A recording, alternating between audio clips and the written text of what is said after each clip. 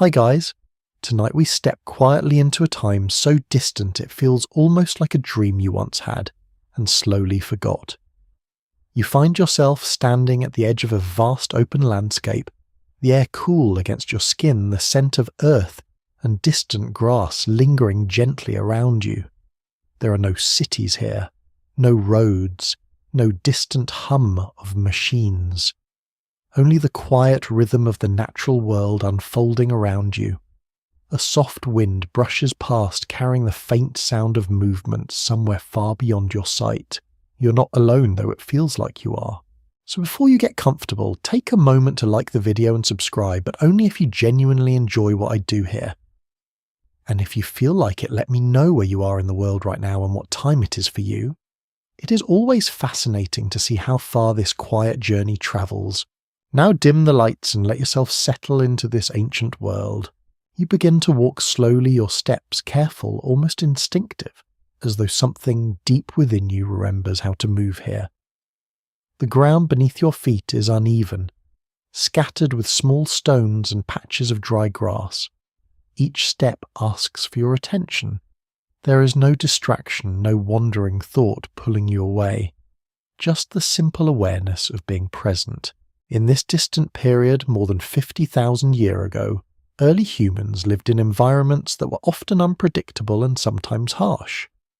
A mainstream understanding in archaeology suggests that survival depended almost entirely on immediate responses to the world. Hunger, cold, danger, and shelter were not distant concerns. They were constant companions. You feel this immediately. Your senses seem sharper here. The quiet is not empty. It is full. Every sound matters. A rustle in the grass could mean a small animal, or something larger, something watching. You pause, not because you choose to, but because something inside you tells you to stop. That subtle pull, that quiet command is what we might now call instinct. It is not loud. It does not explain itself. It simply guides you. And in this world it is everything. You take a slow breath, noticing how the air feels slightly cooler as it fills your lungs. There is no fire yet, no woven clothing to protect you from the chill, only the natural resilience of the human body adapted over thousands of years to endure. Historians still debate whether early humans experienced this world as something constantly threatening, or simply as their normal state of existence. Some suggest that what feels dangerous to us today may have felt ordinary to them. After all, you cannot fear what you have never known to be different. You continue walking. In the distance, you begin to notice faint movement, shapes, low to the ground at first, then slowly rising as your eyes adjust. A small group of people. They move carefully, each step deliberate, each gesture purposeful. You approach slowly without urgency. They do not speak as you might expect. Communication exists, but it is subtle. A glance, a shift in posture, a soft sound. It is enough. In a world where survival depends on awareness, silence often carries more meaning than words. A quirky detail that archaeologists sometimes point out is that early human groups may have used a surprisingly rich range of gestures and facial expressions long before complex language fully developed. In a way, communication here feels more direct, more immediate, almost like a shared understanding rather than a spoken one. You watch as one individual kneels near the ground, examining something closely. The others remain alert, scanning the surroundings. There is no idle movement. Every action has purpose. And yet something feels calm, not relaxed in the way you might experience comfort today, but steady, grounded. As if each person is exactly where they need to be, doing exactly what must be done. You might wonder how exhausting that must be, to live in a constant state of awareness, to never fully relax. But here is the strange part. It does not feel exhausting, because this is what the human body was built for. Researchers continue to question whether early humans experienced stress in the same way modern humans do. Some believe that short bursts of alertness followed by moments of rest, created a natural rhythm, rather than the prolonged tension we often carry today. You notice this rhythm now. Moments of stillness, moments of movement, a quiet balance. The group begins to move again, slowly scanning the ground, the horizon, the sky. You follow at a distance, feeling yourself slipping deeper into this pattern. Your thoughts become simpler, more focused. You are not thinking about tomorrow, not thinking about the past, only this moment, only what matters right now. And in that simplicity, something becomes clear. There is no space here for unnecessary worry, no room for imagined fears or distant concerns. Instinct filters everything, allowing only what is immediately relevant to remain. You hear a faint sound behind you, a sharp crack like a twig snapping. Your body reacts before your mind does. You turn quickly, but quietly, your breath held without realizing it. Your muscles tighten, ready. Then silence again. Nothing moves. Slowly your body softens. This is how it works. Immediate response. Immediate release. No lingering tension. You might notice how different that feels from modern life, where a single worry can linger for hours, even days. Here, once the moment passes, it is gone. Some historians suggest that this ability to fully return to calm after a moment of alertness was one of the defining features of early human survival. Others argue that we may be projecting modern ideas onto a past we can never fully experience. But as you stand here feeling your body return to stillness, it is easy to imagine that there is truth in it. The group ahead has stopped again. One of them gestures toward the ground. Another responds with a soft sound, almost like agreement. They begin to dig carefully using simple tools made from stone and wood. These tools are not advanced, not refined in the way we might think of technology today. But they are effective, and that is enough. You kneel beside them, observing. The earth is firm, but not too hard. Beneath the surface, something edible. Roots, perhaps. A small but important source of food. Food here is not guaranteed. It is discovered, earned, shared. And this changes everything. You watch as the group divides what they find, not equally perhaps, but thoughtfully. There is a sense of awareness, of quiet consideration. Scholars remain divided on how early these cooperative behaviours fully developed. Some argue that sharing food was essential from the very beginning, while others suggest it became more structured over time. But here in this moment it feels natural, necessary. You take a small portion offered to you. It is simple, earthy, not particularly flavourful by modern standards, but it satisfies something deeper than taste. It meets a need, and that is enough. As the sun begins to lower slightly in the sky, the light softens. Shadows stretch across the ground, long and quiet. The air cools just a little more. The group begins to gather again, preparing to move to find shelter before night fully arrives. And as you rise with them, you begin to understand something subtle, something important. In this world, nothing is wasted. Not movement, not energy, not attention. Everything is guided by instinct, shaped by necessity, and grounded in the present moment. You take one last look across the open landscape, the fading light painting everything in soft tones of gold and shadow, and somewhere deep within you there is a quiet recognition, a sense that this way of living, this constant connection to instinct, is not something entirely lost, just distant, just softened, waiting. You continue moving with the group, your steps falling naturally into their quiet rhythm. The light is beginning to fade now, not suddenly but slowly, as if the day itself is gently letting go. The sky shifts into softer tones, and the air carries a faint chill that settles across your skin. No one speaks. There is no need. Each person seems to understand what comes next. Night is approaching, and with it a different kind of awareness. If the day belongs to movement and searching, the night belongs to caution and stillness. A mainstream historical understanding suggests that for early humans the transition from day to night was one of the most important shifts in daily life. Without artificial light, darkness did not simply dim the world, it transformed it.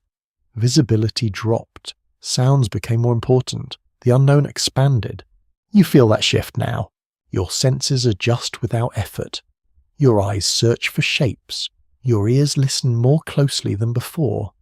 Even your breathing feels quieter, as if your body understands the need to remain unnoticed. The group slows. Ahead you notice a cluster of large rocks partially enclosing a small space. It is not a constructed shelter, not in the way we think of homes today, but it offers something valuable: protection from wind, a barrier against at least some dangers. You step closer, noticing the ground within this space. It is slightly worn, pressed down over the time. This place has been used before. A quirky detail that archaeologists often mention is that early humans frequently returned to familiar spots even before permanent settlements existed.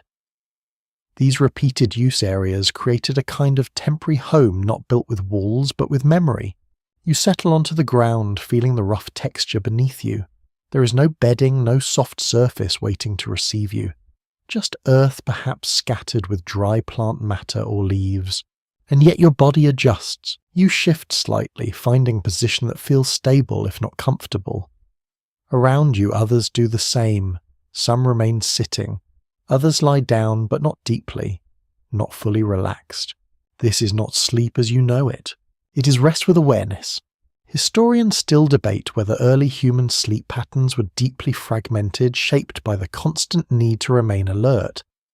Some researchers suggest that individuals may have taken turns resting more deeply, while others remained watchful. Others believe that the entire group maintained a kind of shared light sleep, ready to respond at any moment. As you sit there, you begin to understand how that might feel. Your body is tired, yes. The day has required movement, attention, effort. But your mind does not drift easily. It lingers close to the surface, aware of every small shift in the environment. A faint sound reaches you. Somewhere in the distance, a low call almost like a warning. You cannot see its source, but you feel its meaning. You notice how quickly your body responds again. Not with panic, but with readiness. Your muscles tense slightly. Your breathing becomes more controlled. Then as the sound fades, your body slowly softens again. This pattern repeats. Alertness. Release. Alertness. Release. It is a rhythm that feels almost natural here, as though it has been practiced for generations. You glance around at the others. Their movements are minimal but not absent. A shift of position, a turn of the head, a quiet adjustment of posture. Even in stillness there is motion, subtle, continuous, necessary. You might wonder how long humans lived like this. How many thousands of years were shaped by this constant balance between rest and vigilance? The answer stretches far beyond what feels comfortable to imagine. For most of human history, survival was not a temporary challenge. It was the baseline, a continuous condition that shaped every behavior, every habit, every instinct. Researchers continue to question exactly when this began to change. Was it gradual, barely noticeable across generations, or were there moments where shifts happened more quickly, triggered by new discoveries or environmental changes? As you sit here, it feels gradual, so gradual that no one within this moment would notice it happening. The night deepens. The sky above reveals more stars, bright and sharp, without the interference of artificial light. They stretch endlessly, forming patterns that may one day carry meaning, but for now, they simply exist. You tilt your head slightly, taking them in. There is no distraction here, no competing light. Just the quiet presence of the sky. A gentle breeze moves through the space, carrying with it the scent of earth, and something faintly organic, perhaps distant vegetation, or the trace of animals that passed earlier. Your body registers it all, not consciously, but completely. A lesser-known observation from anthropological studies suggests that early humans likely relied heavily on scent as part of their awareness, far more than modern humans do today. In a world without synthetic smells or constant background noise, even the faintest scent could provide useful information. You notice this now, how the air itself feels like a source of knowledge. You breathe in slowly, then out. Time begins to lose its structure. There are no clocks here, no clear measure of how long you've been sitting, how long the night has stretched. Only the slow progression of darkness, the shifting position of stars, the gradual cooling of the air. At some point your body leans slightly, your muscles relaxing just enough to allow a brief moment of deeper rest. But not fully. Never fully. Your awareness remains close ready to return at the smallest signal. Scholars remain divided on whether this kind of semi-alert rest was exhausting or efficient. Some argue that it may have conserved energy by avoiding prolonged stress. Others suggest it required a level of constant engagement that would be difficult for modern humans to sustain. As you experience it, it feels neither exhausting nor easy. It simply is a part of life. You hear movement nearby. One of the group shifts, sitting up, slightly scanning the darkness. You follow their gaze but see nothing. Still, the message is clear. Remain aware, remain ready, and then just as quickly the tension fades again. The group settles. You begin to notice something subtle. There is no frustration here. No impatience with the need to remain alert. No longing for deeper rest in the way you might expect. Because this is not a disruption. This is the design. Your body in this moment understands exactly what it is meant to do. And as you sit there in the quiet, in the dark, surrounded by others who share this silent understanding, you begin to feel something unexpected, a sense of alignment, as though the mind, the body, and the environment are all working together without conflict. You might compare this to modern life where comfort is abundant, yet rest often feels incomplete. Where safety is assumed, yet the mind continues to search for threats that are no longer present. Here the opposite is true. Danger exists, but the mind does not wander beyond it. It responds only when needed. Nothing more, nothing less. The night continues steady and uneventful. And in that quiet, in that simplicity, you begin to understand something essential. Survival here is not dramatic. It is not constant struggle or visible danger at every moment. It is subtle, continuous, woven into every breath, every movement, every pause. You adjust your position slightly, feeling the ground shift beneath you. Your eyes close just for a moment, not to escape, but to rest lightly within the awareness that never fully leaves.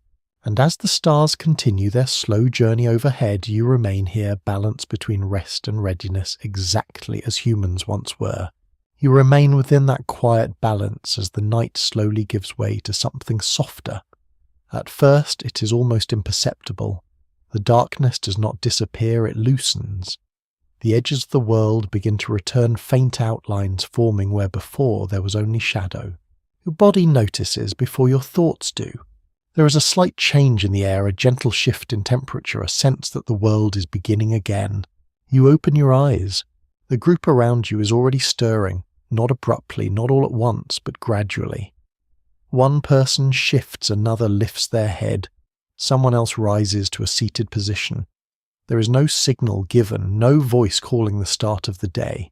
It simply happens. A mainstream historical understanding suggests that early humans followed natural light cycles, very closely waking and resting in rhythm with sunrise and sunset.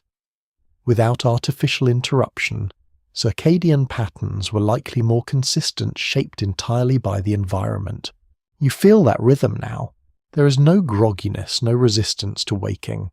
Your body moves from rest to awareness with surprising ease, as though it has been waiting for this moment.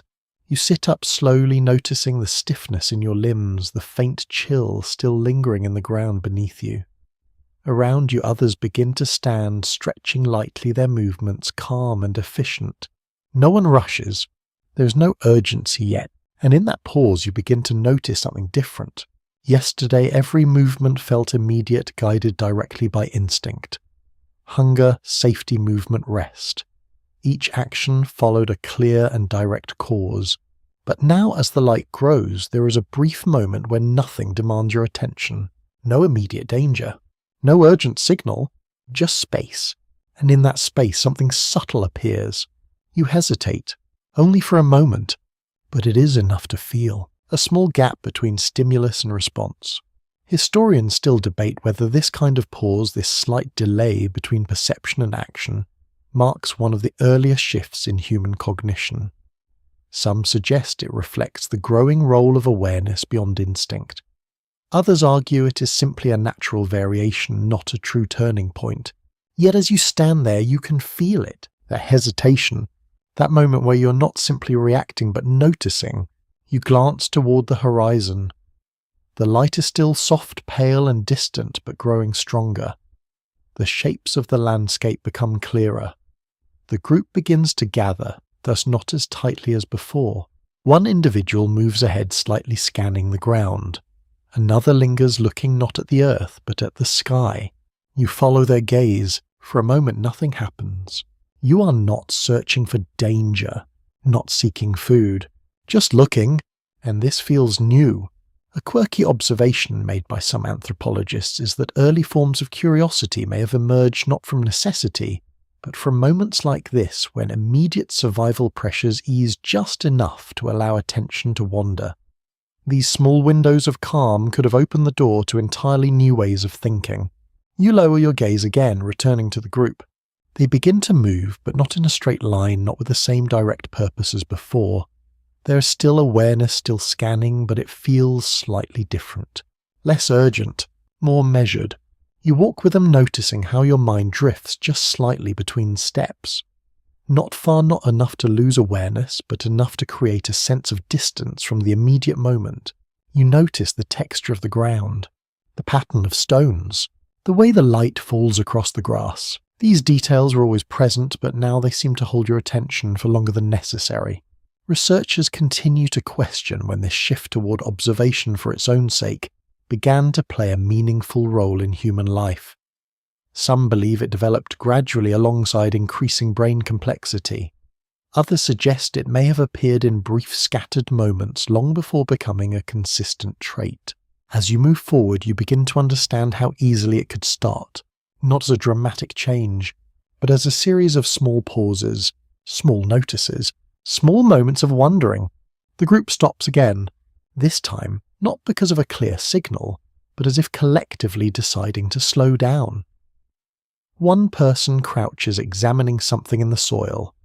Another picks up a stone, turning it in their hand, not immediately using it, just observing. You find yourself doing the same. You pick up a small object from the ground. It is smooth, worn by time, perhaps shaped by water or repeated contact. You turn it slowly, feeling its weight, its texture. There is no immediate use for it, no clear purpose, and yet you continue to hold it. Scholars remain divided on when humans first began interacting with objects in ways that were not purely functional. Some argue that tool use always carried an element of experimentation.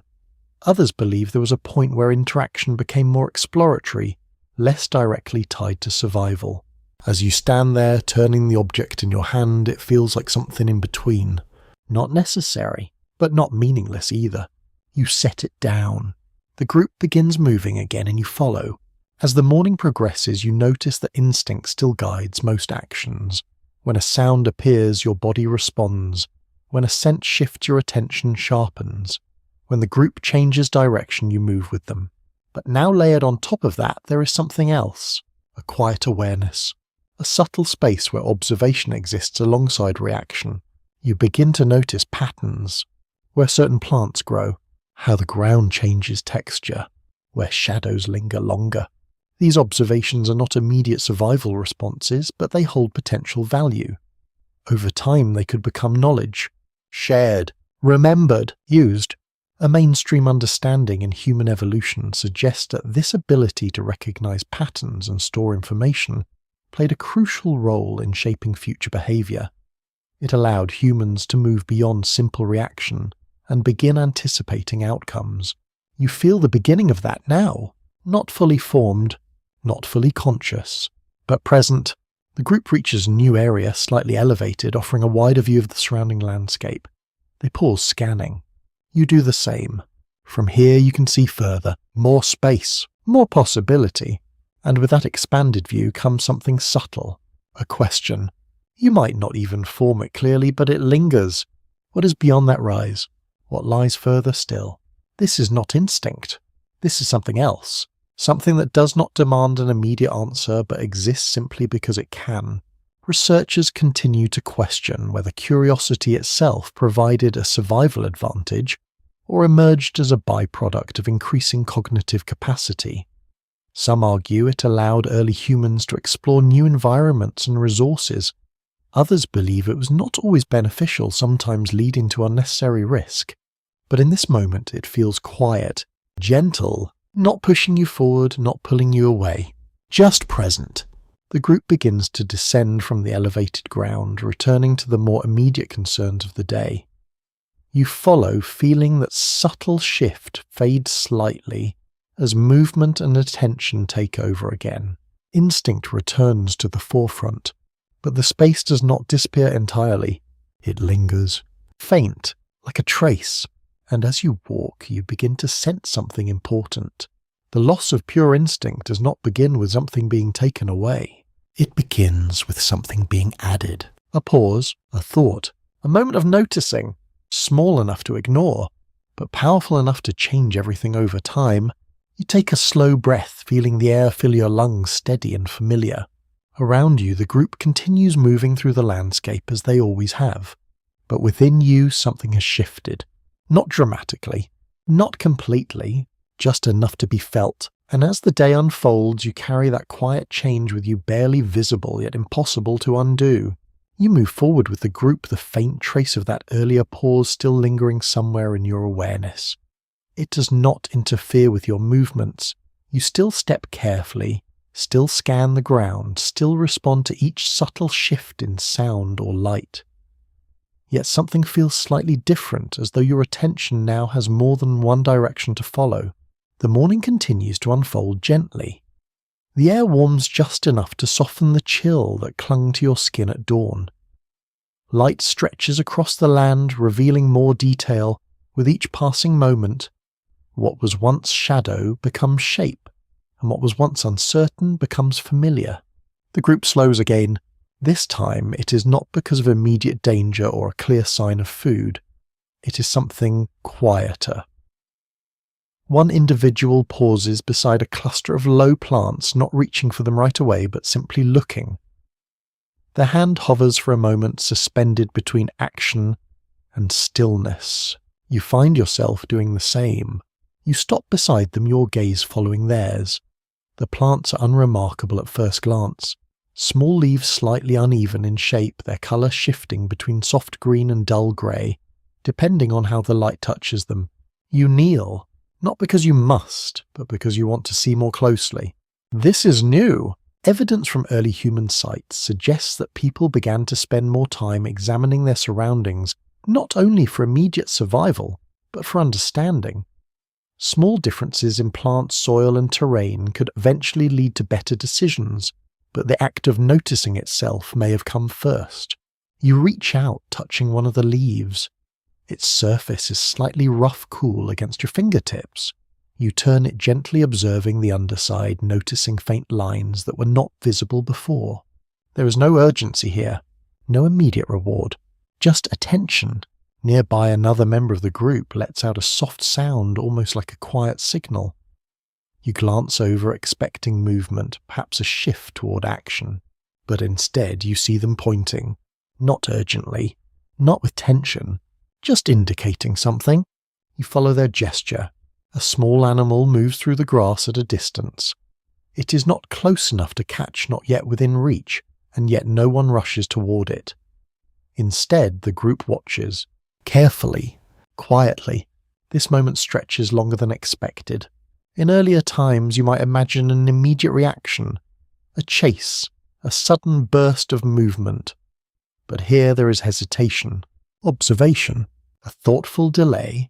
Some researchers propose that this growing ability to pause before acting allowed early humans to become more efficient hunters and gatherers. Others are not fully convinced, suggesting that instinct alone could account for much of this behavior. But as you watch, it feels like something more. You are not just reacting. You are considering. The animal disappears into the grass, slipping out of sight without being pursued. The group does not seem frustrated. No one shows disappointment. They simply move on. This might seem strange from a modern perspective where missed opportunities often feel like failure. But here there is no sense of loss. Only the understanding that another chance will come. You rise slowly, brushing your hands against your legs. The ground leaves a faint trace of dust, dry and fine. As you walk again, you notice your attention shifting between different layers of awareness. There is the immediate layer where your senses remain alert to sound, movement, and scent. And then there's another layer, quieter, less urgent, where your thoughts begin to linger on what you've just seen. The shape of the leaves, the movement of the animal, the timing of the group's response. You're not just experiencing these things, you are remembering them. An interesting observation from cognitive studies suggests that the human brain gradually developed stronger abilities to store and recall patterns, allowing past experiences to influence future behavior in more complex ways. You feel the beginning of that now. You recall the plant you touched, its texture, its color. You imagine recognizing it again, perhaps in a different place at a different time. This is not instinct alone. This is memory taking shape. The group moves toward a slightly shaded area where the ground dips gently and the air feels cooler. You follow, noticing how the change in terrain affects everything. The sounds become softer, absorbed by the uneven surface. The light shifts, filtered through sparse branches above. You sit again, though not for long. Rest here is brief, purposeful. Still in the short pause, something else begins to emerge. You glance at another member of the group. They're not doing anything specific. Not searching, not scanning intensely, not reacting. Just sitting their gaze drifting slowly across the landscape. For a moment your eyes meet. There is no clear message, no signal of danger or instruction, just a shared moment of awareness. A lesser-known detail in studies of early human interaction suggests that eye contact may have played a larger role in communication than previously assumed, conveying subtle information about attention and attention. But this feels like more than communication. It feels like connection. You look away not out of discomfort, but because the moment has passed. Still something remains. A sense that awareness is no longer entirely individual. It can be shared. The group begins to rise again, their movements calm and synchronized without effort. You stand with them, feeling that same quiet alignment returning. Yet now there is an added layer. You notice more.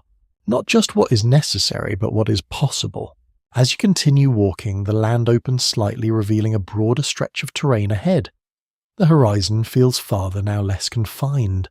You pause again, this time not because something has demanded your attention, but because you choose to stop. You look out across the distance, and for a brief moment your mind drifts beyond what you can see. What lies further ahead? What exists beyond the next rise, the next stretch of land? This is not instinct guiding you. It does not help you immediately. It does not protect you or feed you. And yet it happens. There is ongoing discussion among scholars about whether this kind of forward-looking thought marked a turning point in human evolution. Some believe it allowed for planning and exploration. Others suggest it may have introduced uncertainty and distraction. As you stand there, it feels gentle, not overwhelming, just a quiet extension of awareness. You return your focus to the group as they continue moving. Instinct still leads most of your actions, steady and reliable. But now woven into that instinct there is something else. Curiosity, not loud, not urgent, but present. And as the day carries on, you begin to sense how this small addition, this simple act of wondering, could slowly reshape everything. Because once the mind learns to pause, to observe, to imagine even slightly beyond the present moment, it no longer belongs entirely to instinct. It begins to expand, softly, gradually, without anyone noticing at first. You take a slow breath, the air warm and steady now, and continue forward with the group carrying that quiet shift with you into whatever comes next. You continue walking as the day settles into a steady rhythm, the light now stronger, the air warmer against your skin. The group moves with quiet coordination, spreading out slightly as they search the land, yet never drifting too far from one another. There is still that familiar pattern of awareness guiding every step, and yet something is building. It begins subtly, almost too quiet to notice. A faint smell. You pause. It is not the scent of earth or dry grass, not the trace of animals or the cool freshness of morning air. This is different, thicker, warmer. It lingers in the air in a way that draws your attention without demanding urgency. You turn your head slightly. Others have noticed it too. There is no sudden reaction, no rush, but a shared shift in focus. The group begins to move in that direction, slow and cautious, following the scent as it grows stronger. The ground changes as you walk. Darker patches appear and the air feels subtly altered, less crisp, more heavy. A faint haze lingers ahead, almost blending with the light. Then you see it. A small controlled fire. It rests low against the ground, not wild, not spreading, but contained within a shallow space. Around it, a few individuals sit or crouch, their movements careful and deliberate. You slow your steps. This is not like anything you have experienced so far. Evidence from early archaeological sites suggests that the controlled use of fire began at least hundreds of thousands of years ago, long before the time you now stand in. By 50,000 years ago, many human groups were already familiar with fire, though its use varied across regions and cultures. Still, seeing it up close feels different. The light it gives off is soft but steady. The warmth reaches you before you fully approach, a gentle contrast to the open air around you. The scent is stronger now, a mix of smoke and something else, something cooked. You step closer. The ground near the fire is different, slightly cleared, shaped by repeated use. Small stones form a loose boundary, not precise but intentional. A lesser-known insight from archaeological research suggests that early fire sites often became central points for repeated gatherings, forming the earliest versions of communal spaces. These were not just places for warmth or cooking, but for interaction, for presence. You feel that now. The group gathers not tightly, but with a sense of shared focus. Some sit, others remain standing, but all orient toward the fire in some way. You lower yourself to the ground, feeling the warmth reach your hands as you extend them slightly. It is immediate, comforting, different from anything you have felt before. You notice how your body responds. Muscles relax just a little more. Your breathing slows, not out of caution, but ease. This is new. Before, warmth came from movement from the body itself. Now it exists outside of you, something you can approach, something you can rely on. Some researchers suggest that the control of fire marked one of the most significant turning points in human history, not only because it provided warmth and cooked food, but because it extended the day. It allowed activity to continue beyond sunset. Others point out that fire may have also changed how humans felt about the night itself, reducing fear and altering patterns of rest and awareness. As you sit there, you begin to understand both ideas. The fire shifts the environment, but it also shifts you. One individual reaches toward the edge of the fire, adjusting something carefully. You follow their movement and notice pieces of food placed near the heat. Roots, perhaps, or small portions of meat. You watch as the surface changes slightly, darkening, softening. A curious detail often overlooked is that cooking food not only made it easier to eat, but also easier to digest, allowing the body to gain more energy with less effort. Over time, this may have influenced both physical development and daily activity patterns. You take a small portion when it's offered.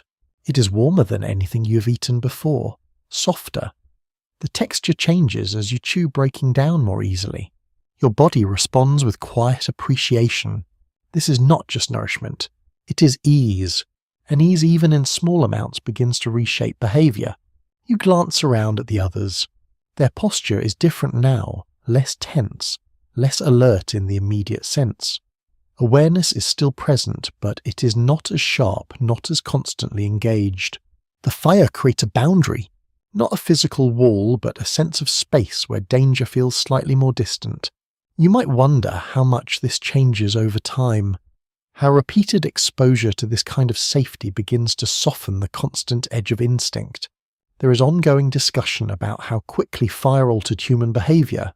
Some believe its effects were gradual, spreading slowly through generations. Others suggest that even early encounters with controlled fire could have had immediate psychological impact. As you sit there, it feels both subtle and profound. You notice your attention drifting again. Not far, but enough. You watch the movement of the flames, the way they shift and rise, unpredictable yet contained. The light flickers across faces, creating patterns of shadow and glow. For a moment you're not scanning the environment, not listening for distant threats. just watching. This is new. Before, stillness always carried awareness of what might happen next. Now stillness can exist on its own, supported by the presence of the fire. You hear a soft sound nearby, someone making a low rhythmic noise, almost like a pattern rather than a signal. Others seem to recognize it, not reacting, but settling into it. Some scholars propose that early forms of vocal expression may have emerged in moments like these where immediate survival was less pressing, and attention could turn inward or toward shared experience. It is not language. Not yet, but it is something. A beginning. You shift slightly, feeling the warmth against your side now. The ground beneath you is still rough, still uneven, but the contrast between cold earth and warm air creates a kind of balance. You realize something slowly. For the first time, your body is not entirely dependent on its own responses to regulate comfort. The environment is helping you. This changes the equation. Instinct no longer carries the full weight of survival. It begins to share that role. With fire, with tools, with others. And as that happens, even in the smallest way, instinct becomes just slightly less dominant. You lean forward, extending your hands again, feeling the heat more fully. Your muscles loosen. Your breathing deepens. And in that quiet moment, something shifts further. You are still aware, still connected to the environment, but no longer entirely shaped by it. There is a buffer now, a layer between you and the world, and over time that layer will grow. You look into the fire, watching the steady movement of the flames, and somewhere within that soft light you begin to sense the beginning of a transformation. Not sudden, not obvious, but irreversible. A world where survival is no longer only about reacting, but about shaping the conditions around you. And as the warmth settles deeper into your body, you sit there quietly, understanding without words that something fundamental has changed. You remain seated near the fire as the light of day slowly begins to soften once again. The warmth rests gently against your skin, steady and reliable, unlike anything the natural world alone has offered you so far. Around you, the group lingers in this shared space, their movement slower, their attention less scattered. There is still awareness, but it feels different now, less sharp, more settled. As the sky gradually dims, you notice something unexpected. The coming night does not carry the same quiet tension it once did. The horizon darkens, shadows stretch, and the air cools again. Yet the familiar sense of unease does not rise in the same way. The fire remains. Its glow becomes more pronounced as the surrounding light fades, creating a small circle where visibility holds. Outside of it, the darkness gathers as before, but it no longer feels as close. A widely accepted view among researchers is that the control of fire allowed early humans to extend their active hours beyond daylight, fundamentally changing daily rhythms. More importantly, it may have reduced the intensity of nighttime fear, providing both light and a sense of protection. You feel that shift now. Night arrives, but it does not fully take over. You adjust your position, turning slightly toward the fire. The ground is still firm beneath you, the air still carries a chill, but the contrast between cold and warmth creates a kind of balance that did not exist before.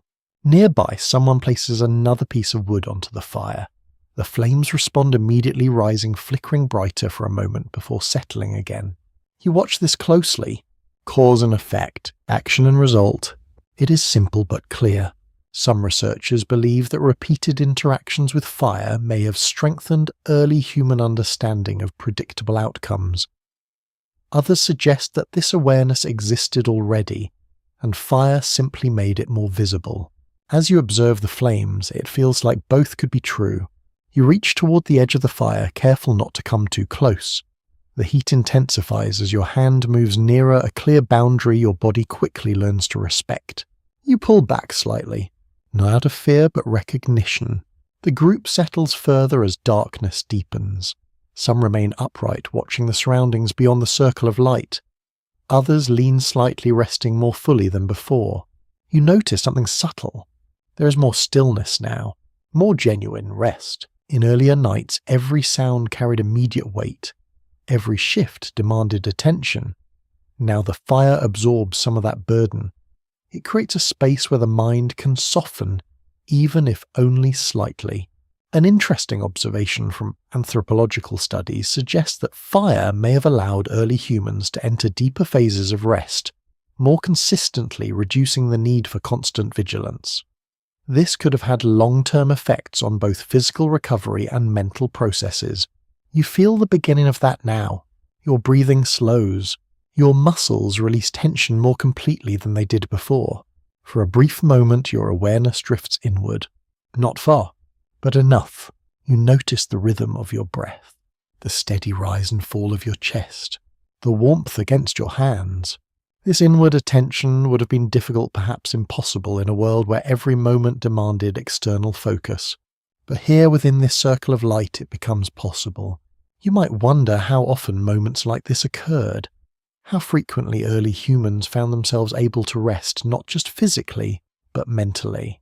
There is ongoing discussion among experts about whether these quiet nighttime gatherings played a role in the development of early culture. Some believe they created space for storytelling, for shared sounds, for the beginnings of tradition. Others argue that such interpretations may go beyond what evidence can confirm. As you sit there, the possibility feels natural. A soft sound emerges again. Not a signal this time, not a warning, a gentle repetition of tone, almost like a pattern. Another voice joins, slightly different yet connected.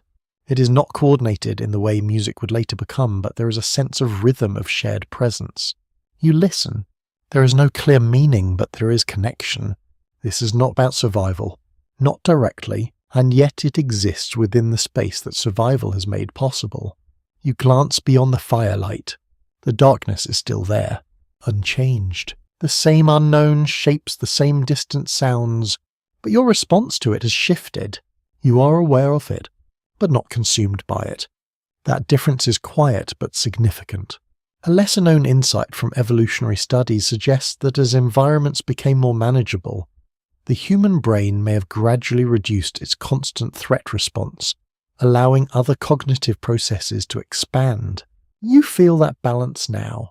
Instinct is still present, ready if needed, but it no longer fills every moment. You adjust your position again, leaning slightly to one side. The ground presses against your body, firm but familiar. The firelight flickers across the space, casting slow-moving shadows that stretch and fold. Your eyes follow the movement for a moment, then close, only briefly, but longer than before. There is no immediate reaction, no sudden return to alertness, just a gentle awareness that remains in the background, steady and quiet. You open your eyes again. Nothing has changed. The group remains. The fire continues. The night moves forward. And you realize something subtle. The presence of safety, even in small amounts, begins to reshape how the body responds to the world. It does not eliminate instinct. It softens it, reduces its urgency, creates space around it. You think briefly about how this might build over time. Night after night, gathering after gathering, each moment of warmth and light reinforcing the idea that not all darkness holds danger. Some researchers propose that this gradual reduction in constant alertness may have allowed the brain to reallocate energy toward memory, planning, and social interaction. Others remain cautious, suggesting that the process was likely uneven and influenced by many factors. But here in this moment it feels simple. The fire burns.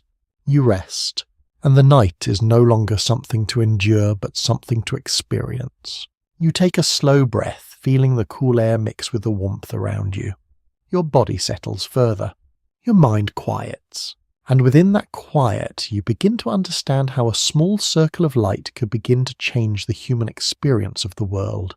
Not by removing danger, but by changing how it is felt. You remain there watching the steady glow as the night continues its slow, gentle passage. You remain close to the fire as the night continues its steady glow, now feeling almost familiar. The warmth settles into your body in a way that lingers even when you shift slightly away. Around you the group moves in quiet patterns, subtle and unhurried, each person adjusting to the shared space without needing direction. The sounds you hear are softer now, Not because the world beyond has changed, but because your attention has. Earlier, every noise demanded interpretation. Every distant movement required immediate awareness. Now the fire creates a gentle center, allowing your mind to rest without completely withdrawing from the environment. You notice something else. The group is not just resting. They're exchanging something, not objects, not food, something less visible. One individual makes a low sound short and deliberate. Another responds not with the same sound, but with a variation, a shift in tone, a change in rhythm. You listen more closely. This is not random. There is structure here, even if it isn't fully formed. A commonly accepted view in human evolution suggests that by this period, early humans were developing increasingly complex systems of communication, moving beyond simple signals toward shared patterns of meaning. These may not yet resemble full language, but they carry intention. You feel it. The sounds are not urgent, not warnings, not commands. They exist within the space created by safety. You glance at the others. Some are watching the fire. Others are focused on the individuals making these sounds. No one appears confused. There is recognition even if the meaning is not entirely clear. You realize that something important is happening. Information is being shared, not just in the moment, but in a way that can be remembered. An interesting observation from studies of early human behavior is that repeated vocal patterns may have helped reinforce memory, allowing knowledge to persist beyond a single experience. Instead of disappearing when an event ended, it could be carried forward. You sit slightly closer. The firelight flickers across faces, illuminating expressions that are subtle but meaningful. A slight shift of the eyes, a softening of the mouth, a pause before responding. You begin to notice how much is being communicated without clear words. This is not instinct alone. Instinct reacts. This shares. You might wonder when this began to matter more than immediate survival, when the passing of knowledge became just as important as finding food or avoiding danger. There is ongoing discussion among experts about how early this shift occurred.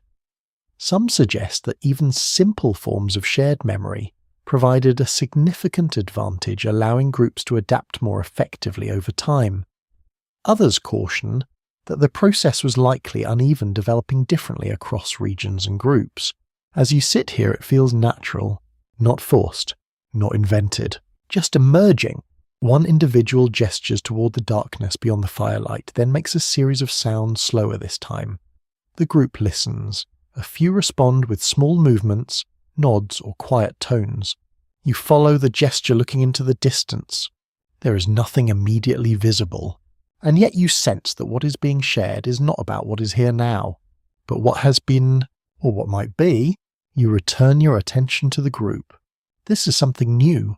The present moment is no longer the only focus. The past has entered the space, perhaps even the future.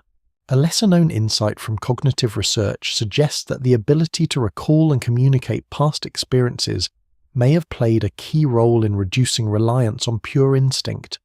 Instead of reacting only to what is immediately perceived, early humans could act based on remembered information. You feel that shift as you listen. You are not just responding to your surroundings. You are absorbing something that exists beyond them. You pick up a small object from the ground, turning it slowly in your hands as you listen. The action feels familiar now, a quiet habit that has begun to form. You are aware of the fire, the group, the sounds, but also of your own thoughts. This layered awareness continues to grow. Nearby, someone reaches toward another, passing a small piece of food. The exchange is simple, but it carries more than just nourishment. There is recognition. A quiet acknowledgement. This too is part of the shift. Sharing is no longer only about survival. It becomes part of connection. Many researchers believe that as social bonds strengthened, human groups became more stable, more cooperative, and more capable of sustaining larger networks of interaction. Others suggest that increased dependence on group structures may have also introduced new vulnerabilities. As you observe, it feels balanced. Each person contributes, each person receives. The group functions as something larger than the individual. You lean back slightly, your body more relaxed than it would have been on earlier nights. The fire continues its steady movement, the light rising and falling in soft patterns. Your eyes close again, this time for a little longer. You remain aware, but the edge of alertness is softer, less immediate. When you open your eyes, the scene remains unchanged. The group is still there. The sounds continue, though quieter now. The fire burns steadily, and you realize something important. Memory has entered the human experience in a new way, not just as instinctive recall, but as something shared, repeated, and reinforced. This changes how knowledge survives. Before experience lived within the individual. Now it can exist within the group. It can outlast a single moment. It can shape behavior in ways that instinct alone cannot. You sit there absorbing this without fully naming it. It does not need a name. It simply is. A gradual shift. A quiet expansion. The night deepens, though it no longer feels as heavy as before. The darkness remains beyond the firelight, but your connection to the group, to the shared space, creates a sense of stability that holds steady. You glance once more at the faces around you illuminated by the soft glow. There is awareness. There is calm. And now there is something else. Continuity. A thread that stretches beyond the present moment, linking experience, memory, and understanding. You take a slow breath, feeling the warmth, the stillness, the quiet presence of others around you. And as you sit there, you begin to understand how survival is changing. Not through the loss of instinct, but through the addition of something that grows alongside it. Memory. Shared. Repeated. Carried forward. You wake gently within the fading glow of the fire, the last embers still holding a quiet warmth. The night has passed without urgency, without the constant interruptions you once felt so clearly. Around you, the group begins to stir again, their movements slow, familiar and steady. The air is cool, but not as sharp as before. You notice how your body rises more easily now, less burdened by tension. There is still awareness, still a quiet readiness, but it does not sit as heavily within you. The group gathers once more, though something about the formation feels slightly different today. They move closer together, not out of fear, not in response to any immediate signal, but as if drawn by something else. Connection. You follow as they begin to walk, their spacing tighter, their movements more coordinated. Where once each individual seemed to scan the world on their own, now attention appears to be shared more fluidly across the group. You notice it in small ways. One person pauses and another adjusts without needing to see the reason. A subtle shift in posture spreads through the group like a quiet ripple, aligning movement without sound. Studies of early human society suggest that cooperative behavior became increasingly important during this period, allowing groups to respond more effectively to challenges. By sharing awareness, individuals could reduce the burden of constant vigilance. You feel that now. You're not alone in your perception. The group carries it together. You walk beside another member, close enough to sense their presence without needing to look directly. Their pace influences yours. Your movements adjust to theirs. It is effortless, natural. And with that shared rhythm, something changes again.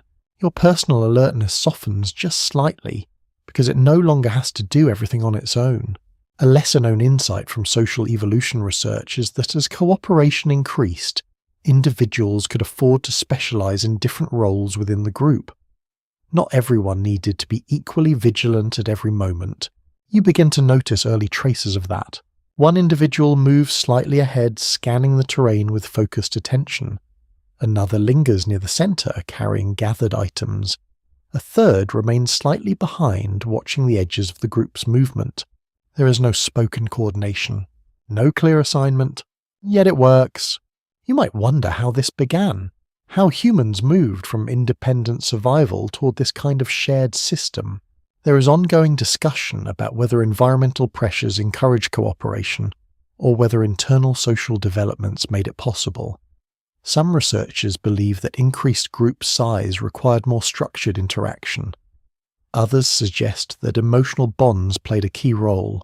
As you walk within this formation, it feels less like a strategy and more like an instinct that has expanded, not replaced.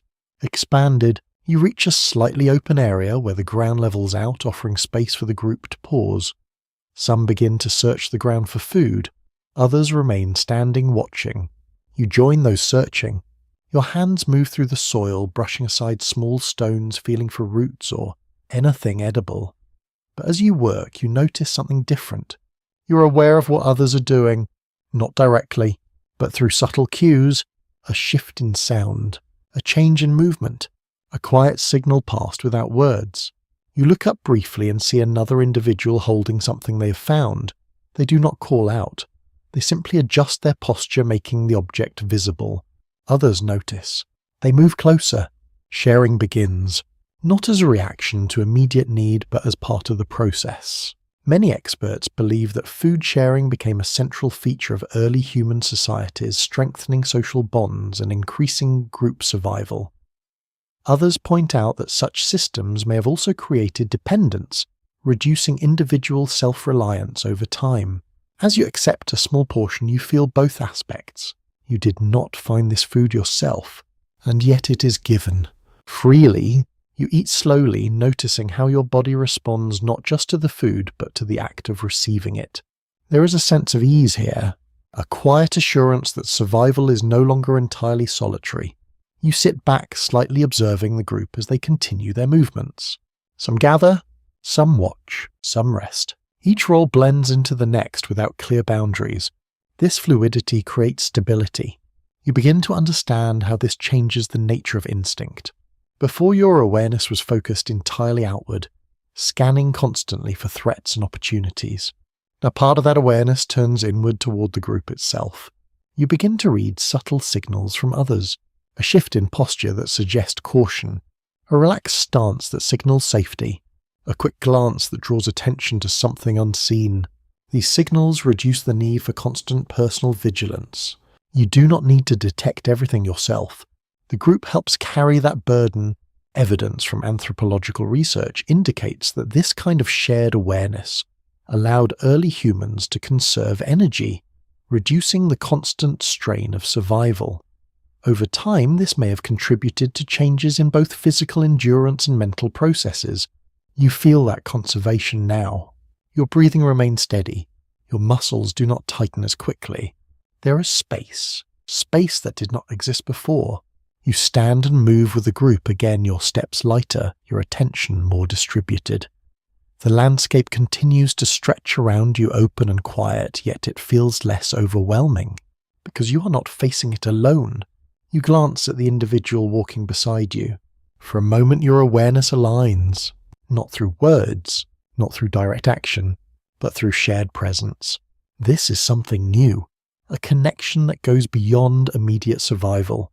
You might wonder what this does to instinct over time. If the group begins to handle awareness collectively, does the individual begin to rely less on their own responses? There is ongoing discussion among researchers about this exact question. Some suggest that increasing cooperation may have gradually reduced the need for constant individual alertness. Others argue that instinct remained strong, simply adapting to a new social context. As you walk, it feels like both are true. Your instincts are still there, ready, responsive, but they are no longer working alone. They are supported, supplemented, shared. You approach another resting point as the day continues, the sun now higher, the air warmer. The group settles once more, not out of exhaustion, but as part of a natural rhythm that balances movement and stillness. You sit. The ground feels familiar now. The environment once overwhelming now feels navigable, and within that familiarity something shifts again. Survival is no longer a constant individual effort. It becomes a collective experience, a shared process, and as that happens, instinct begins to step back, just slightly making room for something else to grow. Trust, not complete, not absolute, but present. You take a slow breath, feeling the steady rhythm of your body, the quiet presence of others around you. And as you sit there, you begin to understand how this shift from solitary awareness to shared existence slowly changes what it means to survive. Not by removing instinct, but by redistributing it across many, instead of one. You rise again with the warmth of the sun now resting more fully across your shoulders. The air feels steady, neither cold nor hot, just balanced enough that your body no longer needs to adjust constantly. The land stretches out before you, familiar in its patterns now. You begin to recognize certain shapes, certain textures. A cluster of stones that feels like a place you've passed before. A slight dip in the ground where moisture lingers longer than elsewhere. Your steps feel more confident, not faster, but more certain. The group moves toward an area where the ground becomes harder, scattered with larger stones and fragments that catch the light in dull, uneven ways. You notice how several individuals begin to slow their attention, drawn not to plants or distant movement, but to the ground itself. You follow. At first it seems unremarkable, just stones, but then you see it. One piece has been shaped, not perfectly, not smoothly, but intentionally. You kneel beside it, picking it up carefully. The edges are sharper than the natural stones around it. One side fits more comfortably in your hand, as though it has been held many times before. Evidence from archaeological discoveries shows that by this period, humans were already producing increasingly refined stone tools. These were not random objects, but carefully shaped pieces designed to cut, scrape, and process materials more efficiently. You turn the tool slowly, feeling its weight. This is different from everything else you have touched. It is not found, it is made. Nearby, another member of the group uses a similar object to work at the ground, breaking apart compact soil with controlled movements. The action is deliberate, precise, far more effective than using bare hands. You watch closely. There is less effort, less strain, more result. An often overlooked detail in studies of early tools is that even simple improvements in efficiency could significantly reduce the energy required for daily survival. Over time, this meant more time, more strength, and more opportunity for other activities. You begin to understand what that feels like. You press the edge of the tool lightly into the soil, it breaks more easily than before. You adjust your grip, learning quickly how to apply pressure, how to angle the edge. It responds. Consistently. This is new. Before, your interaction with the world depended entirely on your body. Strength, speed, endurance. Now something external extends your ability. You are no longer limited in the same way. You glance at the others. Several are using tools now, each in slightly different ways. One scrapes the surface of a plant root. Another chips at a piece of wood. A third adjusts a stone, shaping it further with careful strikes. There is variation, experimentation. Some researchers propose that tool-making encouraged early forms of problem-solving, requiring individuals to think beyond immediate instinct and consider outcomes. Others suggest that these abilities may have developed alongside tool use, each reinforcing the other. As you hold the tool, it feels like an extension of your intention. You are not reacting. You are shaping. This subtle difference begins to shift how you engage with the world. You notice that your attention now moves ahead of your actions. You look at the ground and think briefly about where to place the tool. You adjust your movement before acting. This small delay, this moment of consideration continues to grow. The group spreads out slightly, each person focused on their own task, yet still connected through shared awareness. You work alongside them, your movements becoming smoother with each attempt. The soil breaks, the roots emerge, food is gathered, but with less urgency than before, less strain. A commonly accepted perspective is that as tools improved, the direct physical demands of survival began to decrease, even if only slightly at first. This allowed early humans to conserve energy and allocate attention in new ways. You feel that conservation now. Your body is still active, still engaged, but not pushed to its limits. There is space between effort and exhaustion. You sit back for a moment, holding the tool in your hand. Its surface is rough, imperfect, but effective. You run your fingers along its edge, noticing where it has been shaped, where it has worn down. This object carries history, not just of its material, but of its use. You begin to imagine something. What if it could be shaped differently? What if the edge were sharper? What if the grip felt more secure? This is not instinct. This is possibility. There is ongoing discussion among researchers about when humans began to think in terms of improvement rather than simple use. Some believe that the desire to refine tools marked a key step toward more complex thinking. Others suggest it emerged gradually without a clear boundary. As you sit there, the thought feels quiet, not urgent, but present. You return to your task, applying what you have noticed, adjusting your grip, changing the angle. The tool responds again, slightly more effective this time. You learn, not through instruction, but through experience, and that learning stays with you. A surprising observation from cognitive studies is that repeated interaction with tools may have strengthened memory and planning abilities, allowing early humans to anticipate outcomes more clearly. You begin to feel that anticipation now. You look at the ground and already sense how it will respond. You move with intention. The group gathers again after some time, the collected food shared among them. You sit together eating slowly, the effort required to gather it slightly reduced by the tools you have used. You notice something subtle. There is less urgency in the eating, less desperation. The process has become more manageable, and as that happens, something shifts again. Instinct, which once drove every action with intensity, begins to ease, not disappear, but soften, because the world has become slightly more predictable, more controllable. You glance at the tool in your hand one last time before setting it down. It remains there on the ground, not part of your body, but part of your life, and that changes something fundamental. You stand with the group as they begin to move again, your hands empty now, but your mind carrying something new, an understanding. That survival is no longer only about reacting to the world as it is. It is about changing it, even in small ways, and as that ability grows, instinct no longer needs to dominate every moment. It begins to share its role with thought, with memory, with intention. You take a slow breath, feeling the steady rhythm of your body, the quiet presence of the group around you, and continue forward into a world that is slowly, quietly becoming shaped by human hands. You continue forward with the group, the tool no longer in your hand, yet its presence lingers in your awareness. The ground beneath your feet feels more familiar now, not because it has changed, but because you have. The land begins to shift again as you walk.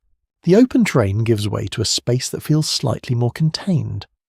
Low rises in the earth form a natural boundary, and scattered branches suggest that this area has been used before, not randomly, repeatedly. You slow your steps. Others do the same. There is no signal yet the group begins to settle here. You notice how the ground differs from other places. It is flatter in certain spots, less scattered with debris. Small areas seem cleared intentionally or not.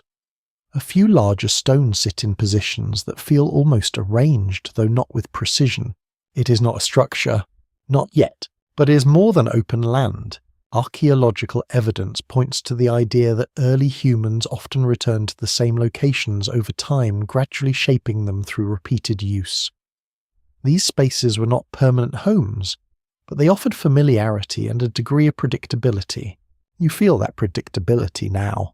You lower yourself to the ground, choosing a spot without much thought, yet it feels as though the choice has been guided by something deeper than instinct alone.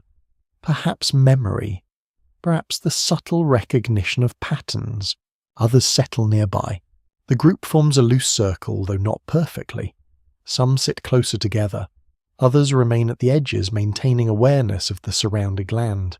You notice that movement slows more quickly here, as if the environment itself invites rest. A soft breeze moves through the space, carrying the faint scent of dry wood and earth. It is not as sharp as before, not as unfamiliar. The air feels known. You run your hand along the ground beside you. The surface is worn smoother in places where repeated contact has shaped it over time. Small impressions remain, marks left by previous gatherings. It is easy to overlook that these subtle changes in the environment represent something important. The land is no longer entirely untouched. It carries the imprint of human presence. You glance round again. Someone begins to gather small branches. Another adjusts a cluster of stones near the centre.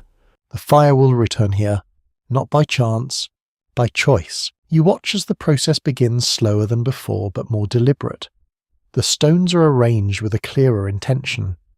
The space between them forms a shallow boundary. The branches are placed with care. There is memory in this, not just of fire itself, but of how to prepare for it.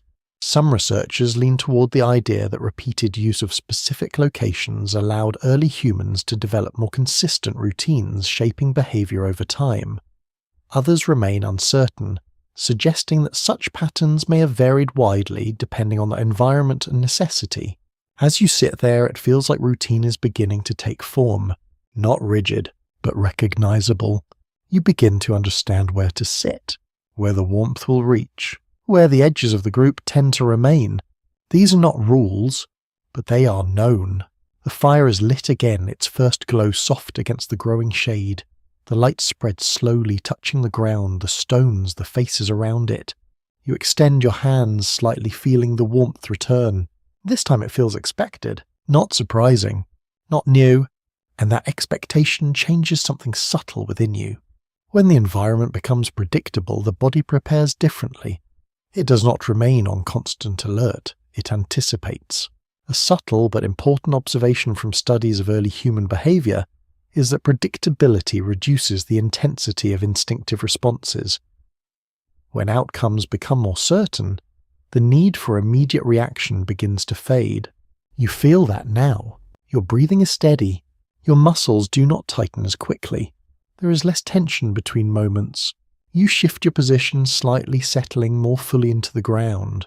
The space feels almost designated, even without clear boundaries. This is where you rest. This is where the group gathers. This is where the fire lives. And because of that, something begins to change. You no longer need to search constantly for a place to be. You already know. Nearby, someone places gathered food near the fire. Another adjusts their position to make space. Movements flow around each other, not perfectly, but with growing ease. There is less hesitation, less uncertainty. You might notice how different this feels from earlier moments when every action required careful scanning and immediate decision. Now decisions begin before action even starts. You know where to move. You know what comes next. This is routine, not fixed, but forming. In some cases, evidence hints that early patterns of repeated behavior may have played a role in shaping human cognition, allowing individuals to rely less on constant awareness and more on expectation. You experience that shift as the fire grows stronger. Your attention drifts slightly again, not far, but enough to feel. You watch the flames rise and fall, your mind following their movement without needing to analyze it. The group remains present, but your focus is not entirely outward. There is space within. You begin to notice how your body responds to this familiarity. It relaxes more quickly, it settles more deeply. The effort required to remain aware decreases, because the environment is no longer entirely unknown. You glance toward the edges of the space where the darkness begins to gather again as the light fades further. It is still there, unchanged. But your relationship to it has shifted. This place offers a center, a point of return, a subtle sense of belonging. Many interpretations suggest that as humans began to return to the same locations, these places took on meaning beyond function. They became spaces of gathering, of shared experience, of continuity. You feel that continuity now. This is not just where you are, it is where you have been, and where you will likely return. That knowledge changes how you move through the world. You are not just passing through. You are anchoring. You lean back slightly, feeling the warmth at your side, the ground steady beneath you. Your eyes close for a moment, longer than before, and when you open them again, nothing has changed. The group remains. The fire continues. The space holds. And within that steady presence, you begin to understand how comfort begins to appear. Not as luxury, not as excess, but as familiarity, as repetition, as the quiet knowledge that some things will remain the same. And as that knowledge grows, instinct no longer needs to carry every moment alone. It begins to rest, just a little. You take a slow breath, letting it settle, deep within your chest and remain there with the group in a place that is no longer just part of the land but part of your experience. You remain within this familiar space as the fire settles into a steady glow, its warmth now something your body expects rather than discovers. The ground beneath you feels known, shaped not only by time, but by repetition. Around you, the group moves in patterns that are beginning to feel predictable, not rigid, but reliable. The night passes more gently than before, and when morning arrives, it does not feel like a sudden return to awareness. Instead, it feels like a continuation.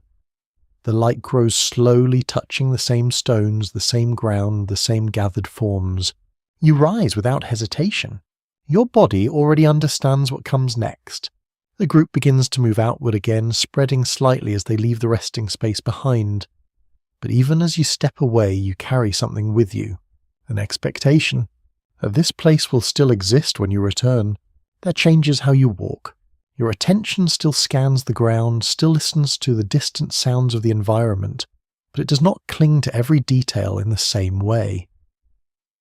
There is a quiet confidence now, a sense that not everything depends on this exact moment.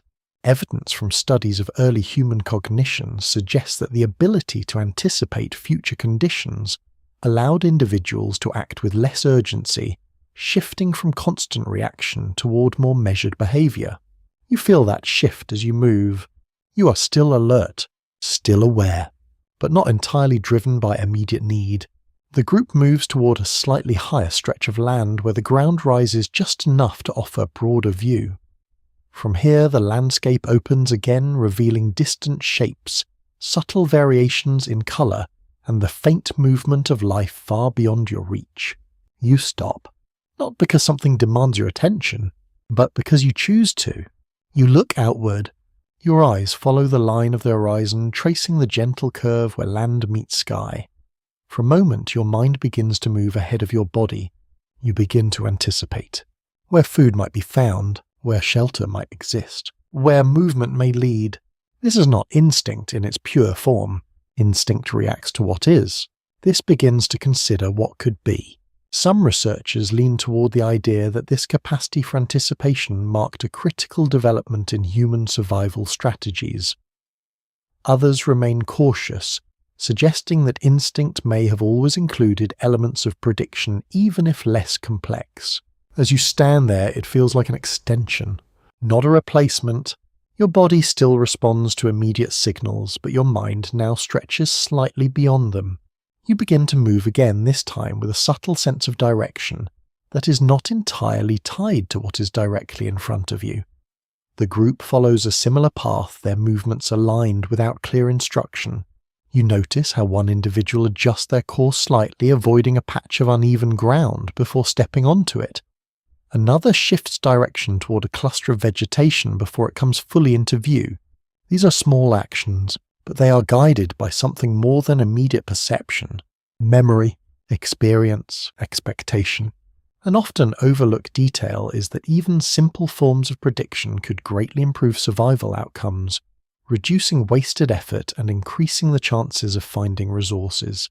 You feel that efficiency now. Your movements are smoother, less reactive, more deliberate. The group reaches an area where the ground softens again, suggesting moisture beneath the surface. Without needing to search extensively, several individuals begin to dig their actions, guided by recognition rather than trial. You join them. Your hands move through the soil with purpose. You already sense where to press, where to reach, where to pause. This is learning in action, not taught, but carried forward. You uncover small roots similar to those you have seen before. They are not surprising, they are expected, and because of that the effort feels lighter. There is less uncertainty, less hesitation. Not every expert agrees on how quickly this kind of learning spread through early human groups. Some suggest it developed gradually, strengthened by repeated success. Others propose that certain environments accelerated the process, encouraging faster adaptation. As you gather the food, it feels natural, like a continuation of something already known. The group shares what is found, their movements efficient and quiet. You eat slowly, noticing how your body no longer reacts with the same urgency it once did.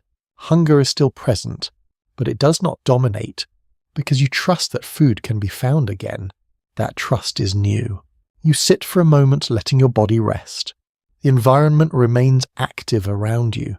Sounds continue, distant movement persists, but your mind does not attach to each one as strongly. There is space. You glance at another member of the group. They meet your gaze briefly, then look away, continuing their task. The exchange is simple, but it carries understanding. You are not alone in this awareness. It is shared. This shared understanding further reduces the need for constant individual alertness. You begin to see how these layers build upon each other. Fire creates safety. Groups share awareness. Tools reduce effort. Familiar places offer stability. And now prediction begins to guide action. Each layer softens the role of instinct, not removing it, but supporting it, redistributing its weight. You stand again, following the group as they begin to move once more. The path ahead feels less uncertain, not because it has changed, but because you have. Your mind now holds more than the present moment. It holds expectation, possibility, direction. You walk with a steadier rhythm, your steps guided not only by what you see, but by what you understand. And as this continues, something subtle begins to fade. The need for constant readiness, the sharp edge of immediate reaction. In its place, something quieter grows. A sense of flow, a balance between action and anticipation. You take a slow breath, feeling the air move easily through your body, your thoughts steady and calm. And as you move forward, you begin to understand how the human mind is changing. Not through loss, but through expansion. Instinct remains, but it is no longer alone. It is joined by something new, something that looks ahead, even if only slightly. You continue moving with the group, your steps steady your breathing. Calm your awareness spread more evenly than before. The land unfolds around you in familiar patterns, and for the first time it feels less like something to navigate, and more like something you understand. Not completely, but enough. The sun sits higher now, its warmth pressing gently against your skin. Shadows shorten, and the air carries a quiet stillness that settles into your body. The group slows again, gathering near a patch of uneven ground where small plants grow in clusters. You kneel beside them. Your hands move with quiet confidence, brushing aside soil, feeling for roots, recognizing textures you have already encountered.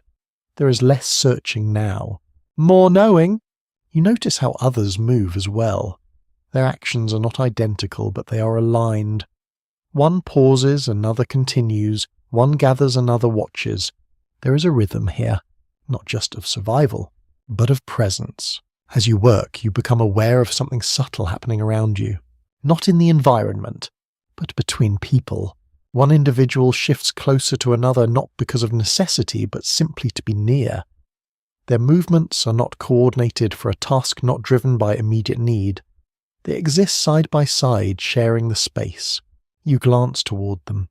There is no tension, no urgency, just closeness. Studies of early human social behavior suggest that emotional bonds may have deepened during this period, extending beyond basic cooperation.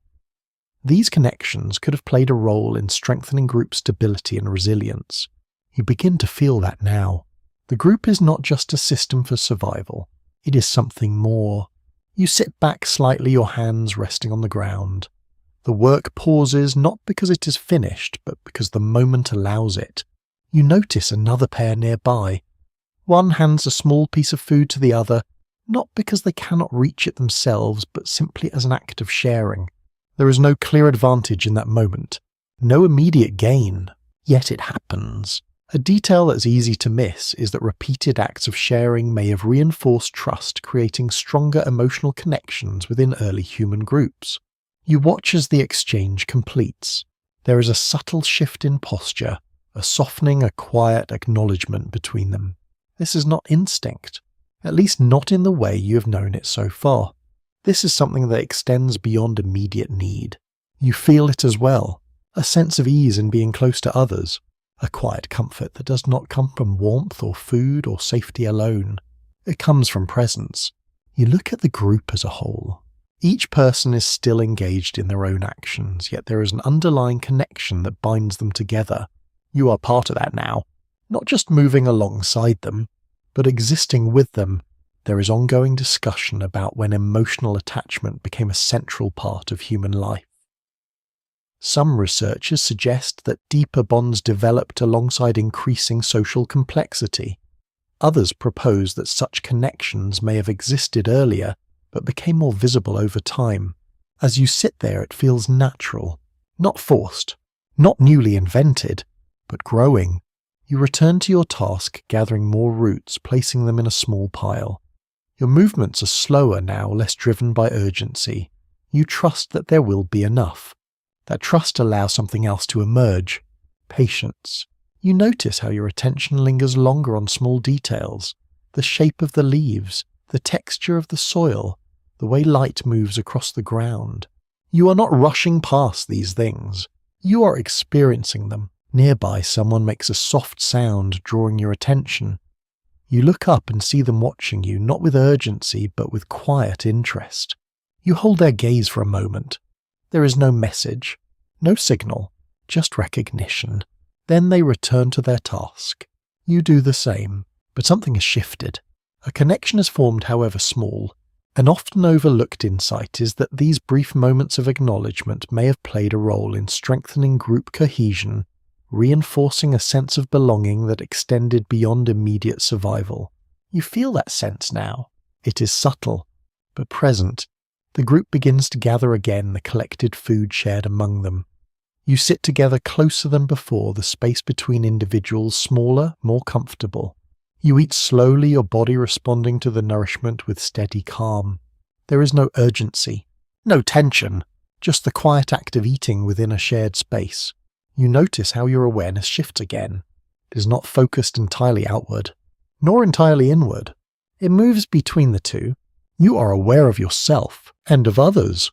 At the same time, this layered awareness continues to grow. You lean back slightly, resting your hands behind you, feeling the ground support your weight. The air moves gently across your skin, carrying faint scents of earth and plant life. You close your eyes for a moment, not out of exhaustion, but because you can. When you open them again, the group remains the environment unchanged. And yet everything feels different, because you are no longer experiencing this world alone. Your survival is not just your own. It is shared. And within that shared experience, instinct begins to soften further. It does not disappear. It remains ready responsive, but it no longer defines every moment. It begins to make space for connection, for presence, for something that cannot be measured by immediate need. You stand with the group as they begin to move again, your steps aligned with theirs, your awareness connected not only to the environment but to the people around you. And as you walk, you begin to understand how these emotional bonds, quiet and steady, begin to reshape the human experience, not by replacing survival, but by adding something that exists alongside it, something that changes what survival feels like. You take a slow breath, the air warm and steady, and continue forward, carrying that quiet sense of connection with you. You continue walking with the group, the rhythm of movement now steady, almost effortless. The ground beneath your feet no longer demands constant attention in the same way. You still notice its texture, its subtle changes, but you trust your steps more. The air feels warmer today, carrying a gentle stillness that settles across your shoulders. The group moves at a measured pace, not rushed, not slow, simply consistent. And then you notice something that draws your attention in a different way. A smaller figure, walking close beside one of the adults.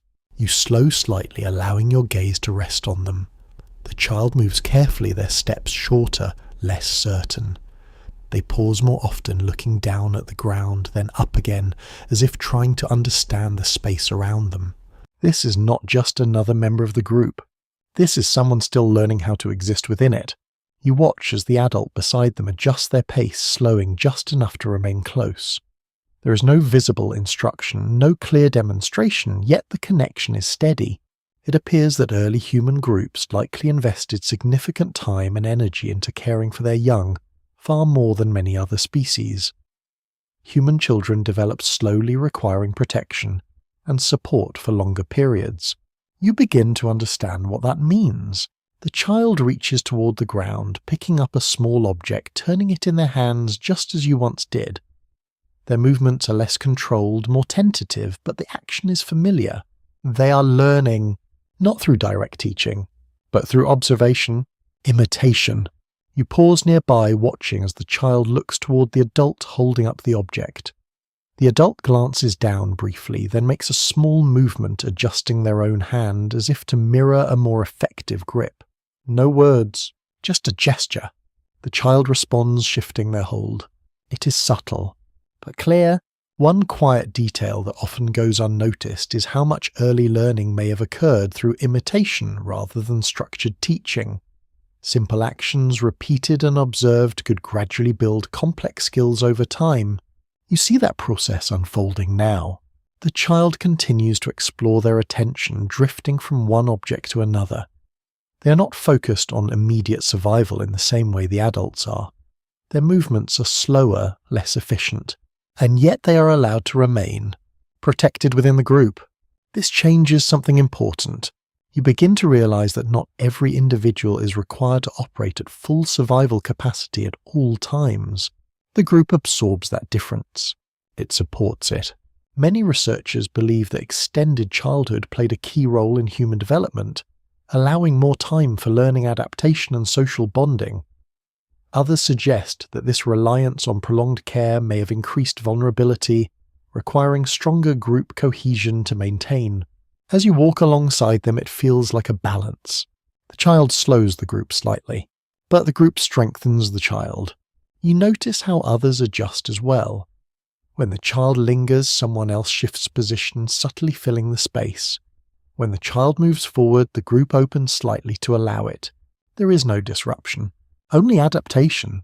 You continue moving your attention, now drawn more frequently to the interactions between individuals rather than the environment alone. The land is still present, still important, but it no longer holds your entire focus. The group does. You watch as the child stumbles slightly on uneven ground. Before they fall, the adult beside them reaches out, steadying them with a gentle motion. It happens quickly, without urgency, without tension. The child regains balance and continues. Nothing more is made of it, and yet something important has occurred. The body did not need to react fully. Instinct did not need to take over. Because support was already there, a quiet but important shift is taking place.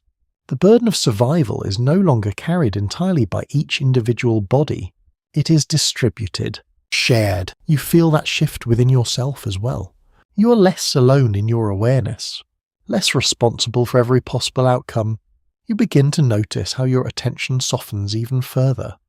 You still respond when needed, still remain aware of changes in the environment, but the constant edge of readiness continues to fade. Because others are watching too. Because others will respond, this shared vigilance creates space. Space for something else to grow. You glance at the child again. They have found another object, this time a small piece of wood. They tap it lightly against the ground, experimenting with the sound it makes. There is no immediate purpose, no survival function, and yet the action continues. Some interpretations point to the idea that play may have emerged as a way for young humans to explore their environment and develop skills in a low-risk context. It allows for learning without immediate consequence. You watch as the child repeats the motion, adjusting slightly each time. They are discovering, testing, learning. You feel a quiet recognition. This kind of behavior would not be possible in a world where every moment demanded full attention to survival. It requires safety. It requires support. It requires time. You continue walking the group, moving steadily across the land. The child remains close, occasionally drifting, then returning always within the protective space of the group. You begin to understand how this changes everything. If individuals can learn over time rather than rely solely on instinct, then instinct becomes less central. Not because it disappears, but because it is no longer the only guide. You reach another resting point as the day progresses. The group settles once more and the child sits near the center, surrounded by others. You take your place nearby, feeling the ground beneath you, the air moving softly around you. The child looks up, their gaze moving across the group, taking in faces, movements, expressions. They are absorbing everything, and that absorption will shape their future actions, their future responses, their instincts. You realize something slowly. Instinct is not just lost, it is changed, modified, influenced by what is learned, by what is shared, by what is experienced over time. You lean back slightly, watching the group as they settle into this quiet moment. The child rests. The adults remain aware but relaxed.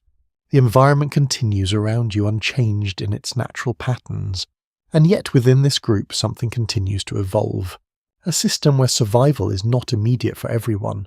A space where learning replaces reaction, even if only for a time. And as that system strengthens, instinct begins to shift further into the background. Still present, still ready, but no longer alone. You take a slow breath, feeling the steady rhythm of your body, the quiet presence of the group, and the subtle transformation unfolding around you. And as you sit there, you begin to understand how the presence of children, of learning, of time itself reshapes what it means to survive. Not just in the moment, but across generations. You rise with the group once more, the rhythm of movement now so familiar that it feels almost effortless. Your body no longer waits for instruction. It flows, step after step, guided by something that is no longer only instinct, but something layered with memory, expectation, and quiet understanding. The land opens again as you walk, stretching into a wide, gently sloping expanse. The light is softer now, shifting toward the later part of the day. Shadows lengthen, though they do not carry the same weight they once did.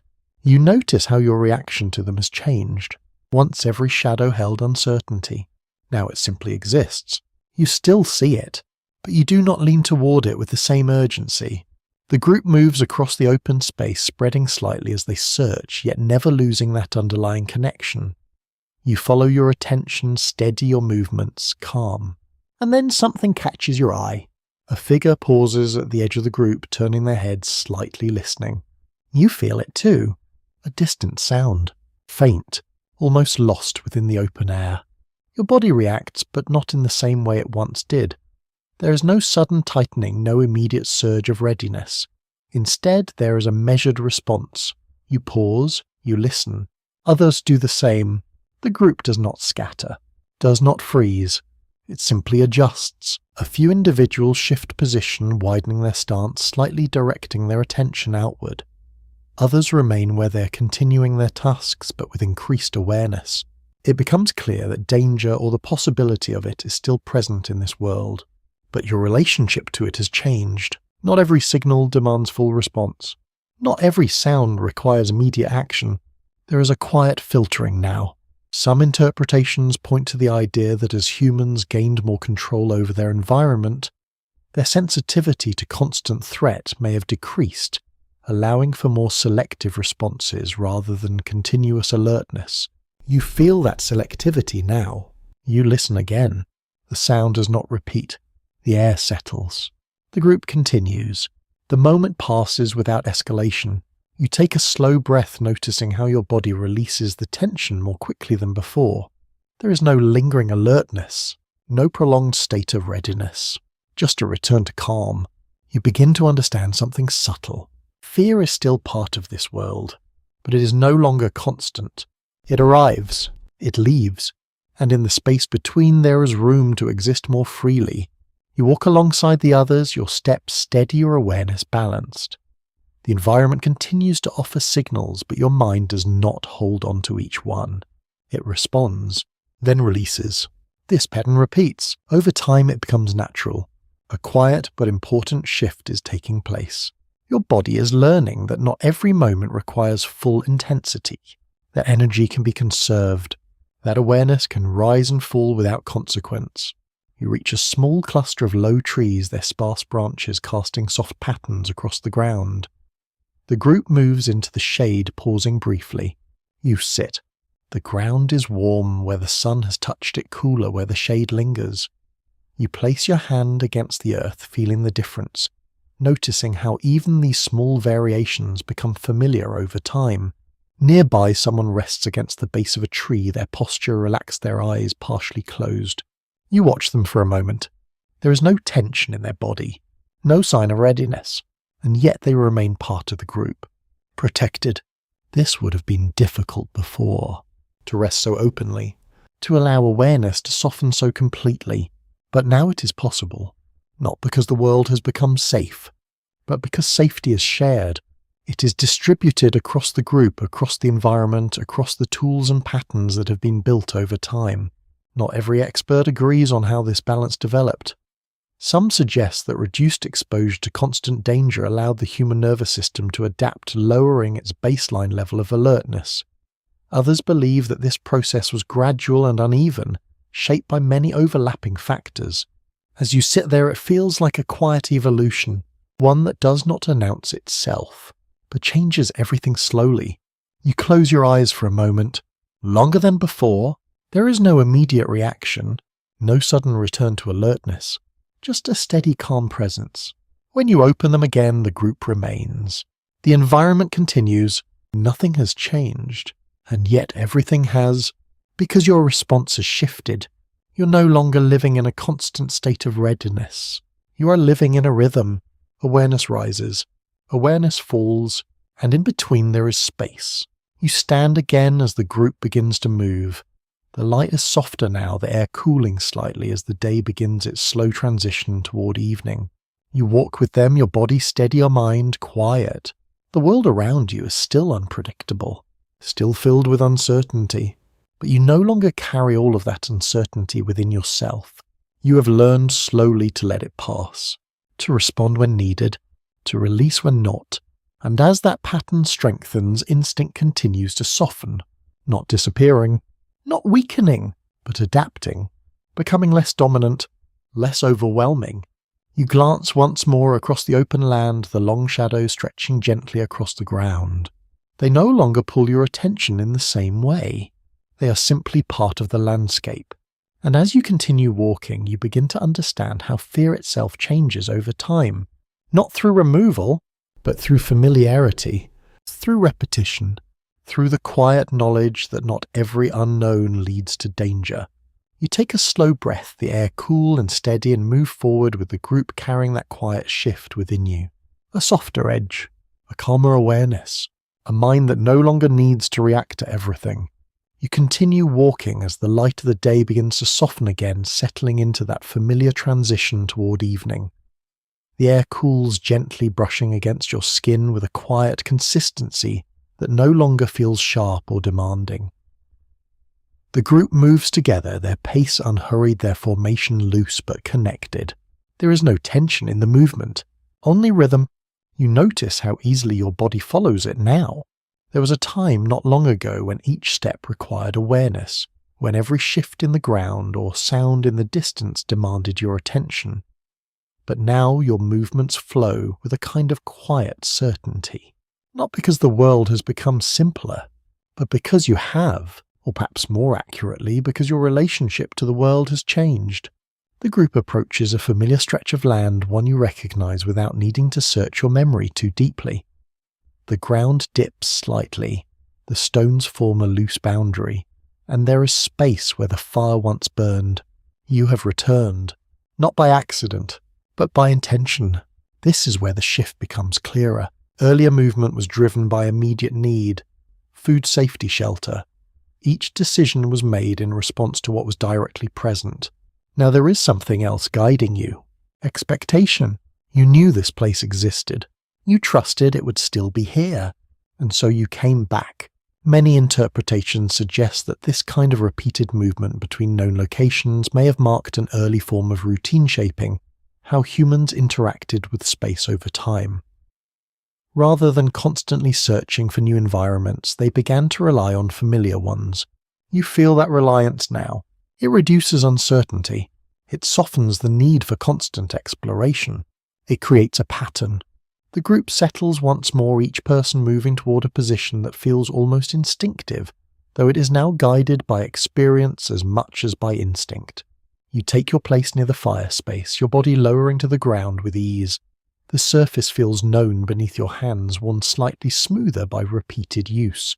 Around you, others begin preparing the space again. The stones are adjusted, the wood is gathered. The fire returns. This time it feels almost inevitable, a natural part of the cycle. As the flames begin to rise, their light spreading across the familiar ground, you notice how your body responds differently than before. There is no surprise, no discovery, only recognition. You extend your hands toward the warmth, your muscles relaxing almost immediately. This is where you rest. This is where the day ends. This is where the night begins. A subtle but meaningful observation is that routine reduces the cognitive effort required to make decisions. When actions become predictable, the mind no longer needs to evaluate every possibility in the same way. You feel that reduction now. Your attention drifts more easily. Your thoughts move without urgency. There is space between actions. You watch as food is prepared, again the process familiar now. The tools are used with practiced movements. The fire is tended without hesitation. The group gathers in a way that feels natural. Nothing needs to be explained. Nothing needs to be decided from the beginning. It is already known. You might notice how this changes the experience of time. The day is no longer a series of separate decisions. It becomes a flow. Morning leads to movement.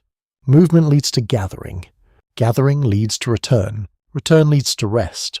And within that flow, instinct begins to step back even further.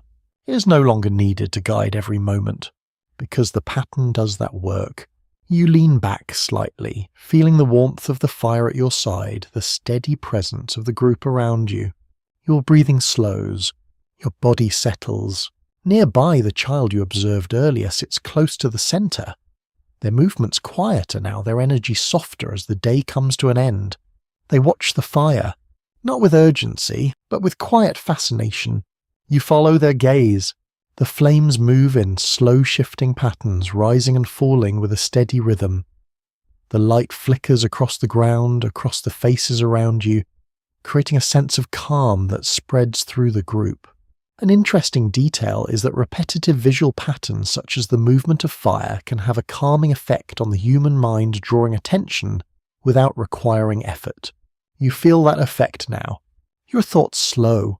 Your focus narrows. You're present, but not alert in the same way as before. You glance around the group. Each person is engaged in their own quiet way. Some eat, some rest, some simply sit. There is no urgency, no tension, only presence. You begin to understand something important. Routine creates comfort. Comfort reduces the need for constant awareness. And as that need fades, instinct begins to quiet.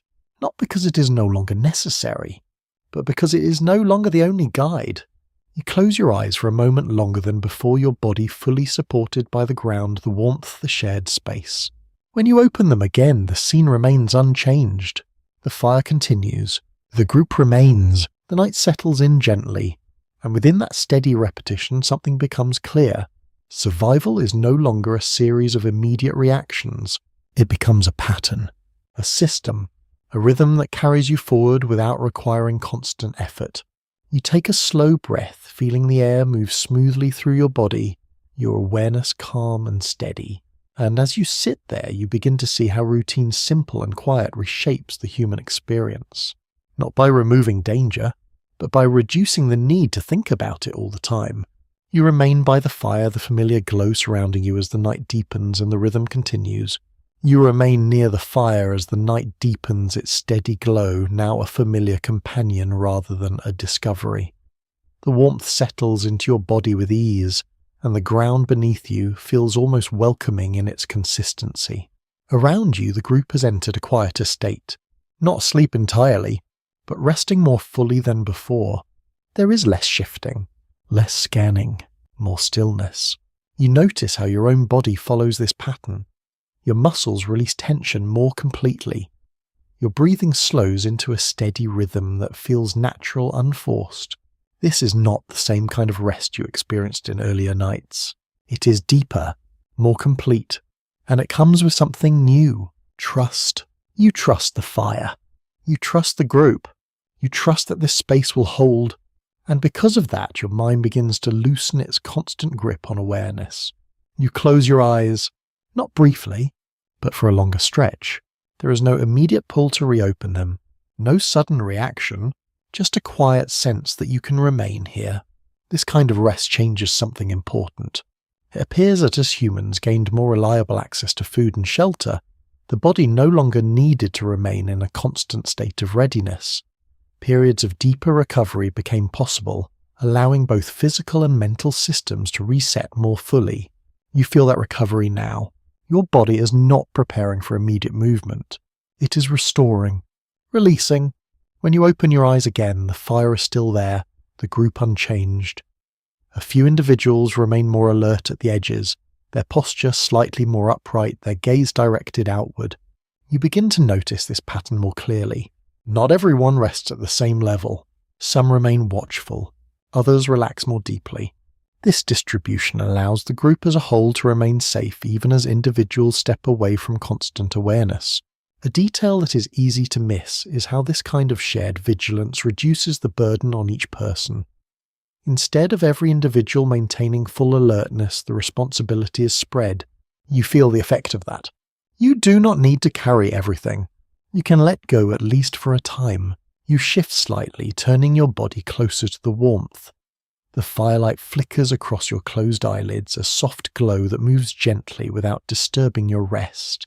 Your thoughts begin to drift, not toward worry, not toward immediate concerns, but toward something quieter. You remember the path you walked earlier, the place where the ground softened, the movement of the group. These memories arise without effort, not tied to any need to act on them. They simply exist. Some researchers suggest that deeper rest may have allowed early humans to process experiences in new ways, strengthening memory and learning over time. Others remain uncertain, noting that the exact nature of early human rest is difficult to reconstruct. As you lie there, it feels like something is happening beneath the surface. Not visible, not conscious, but present. You close your eyes again, longer this time. The sounds of the night continue distant and faint, but they do not pull you back into full awareness. They pass through your attention without anchoring. This is new, before every sound demanded response. Now some can be ignored, not because they are unimportant, but because they are not immediately relevant. This filtering changes everything. It allows the mind to rest, to recover, to move inward. You might notice how rare this is in the earlier world you experienced, where every moment required engagement with the environment. Here within this shared space that demand is reduced, not removed, but softened. You open your eyes once more. The fire settled into a lower glow, its flames smaller, more controlled. The group remains, their presence steady, their breathing quiet. The night feels calm, not empty, but stable.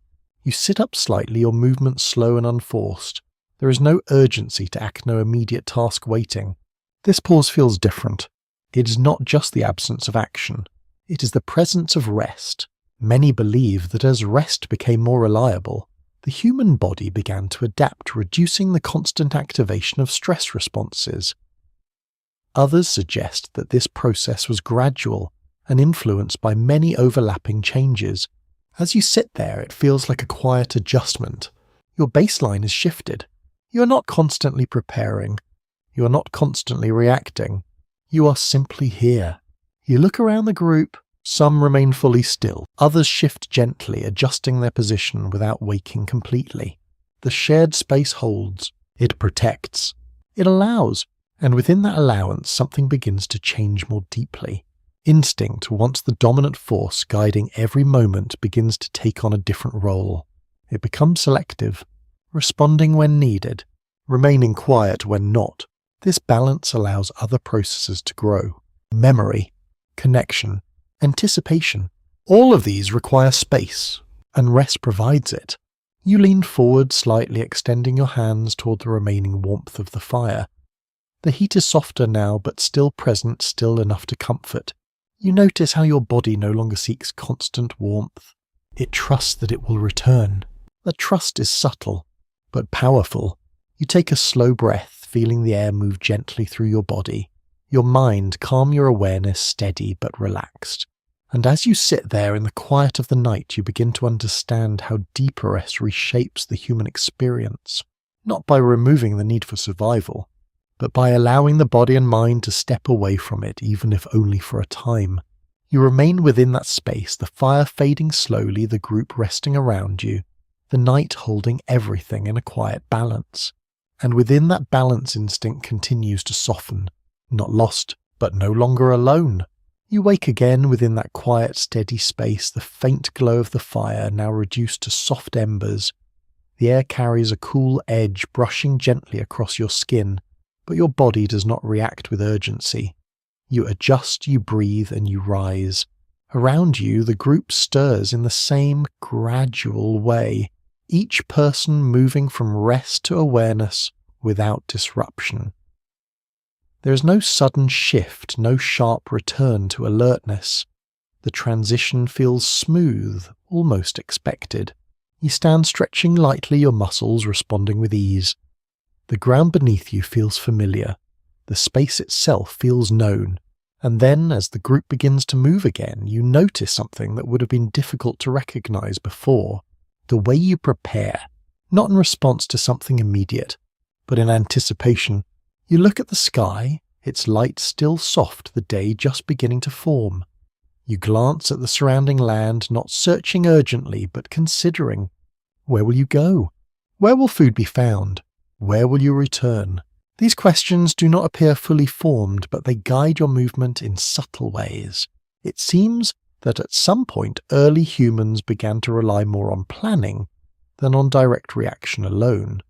This did not replace instinct, but it changed how decisions were made, allowing actions to be shaped before the moment demanded them. You feel that shaping now. The group begins to move in a direction that is not entirely dictated by immediate signals. There is no sudden scent of food, no visible movement drawing you forward. And yet you go, because you expect something to be there. You walk alongside the others, your steps steady your attention, spread across both the present and what might come next. The land unfolds as it always has, but your engagement with it feels different. You're not just responding. You are preparing. This preparation appears in small ways. You notice where the ground becomes uneven and adjust your path before stepping onto it. You recognize the type of plants that tend to grow in certain areas and move toward them without needing to search. You begin to think ahead. A quiet detail that often slips unnoticed is how even simple forms of planning can reduce the effort required for survival. When actions are guided by expectation, less energy is spent on trial and error. You experience that efficiency as the group reaches a familiar stretch of land where food has been found before. There is no hesitation. People begin to gather, to dig, to search with purpose. You join them, your hands moving through the soil with practiced ease. You already know where to press, how deep to reach, what to look for. The process feels smoother, less uncertain. You uncover roots, placing them aside your movements, guided by memory as much as by instinct. Nearby others do the same, each working within a shared understanding of what needs to be done. There is less duplication of effort, less overlap. The group functions more efficiently, not because each individual is more capable, but because their actions are more coordinated over time. Some researchers lean toward the idea that this shift toward planned behavior allowed early humans to support larger groups, increasing survival rates.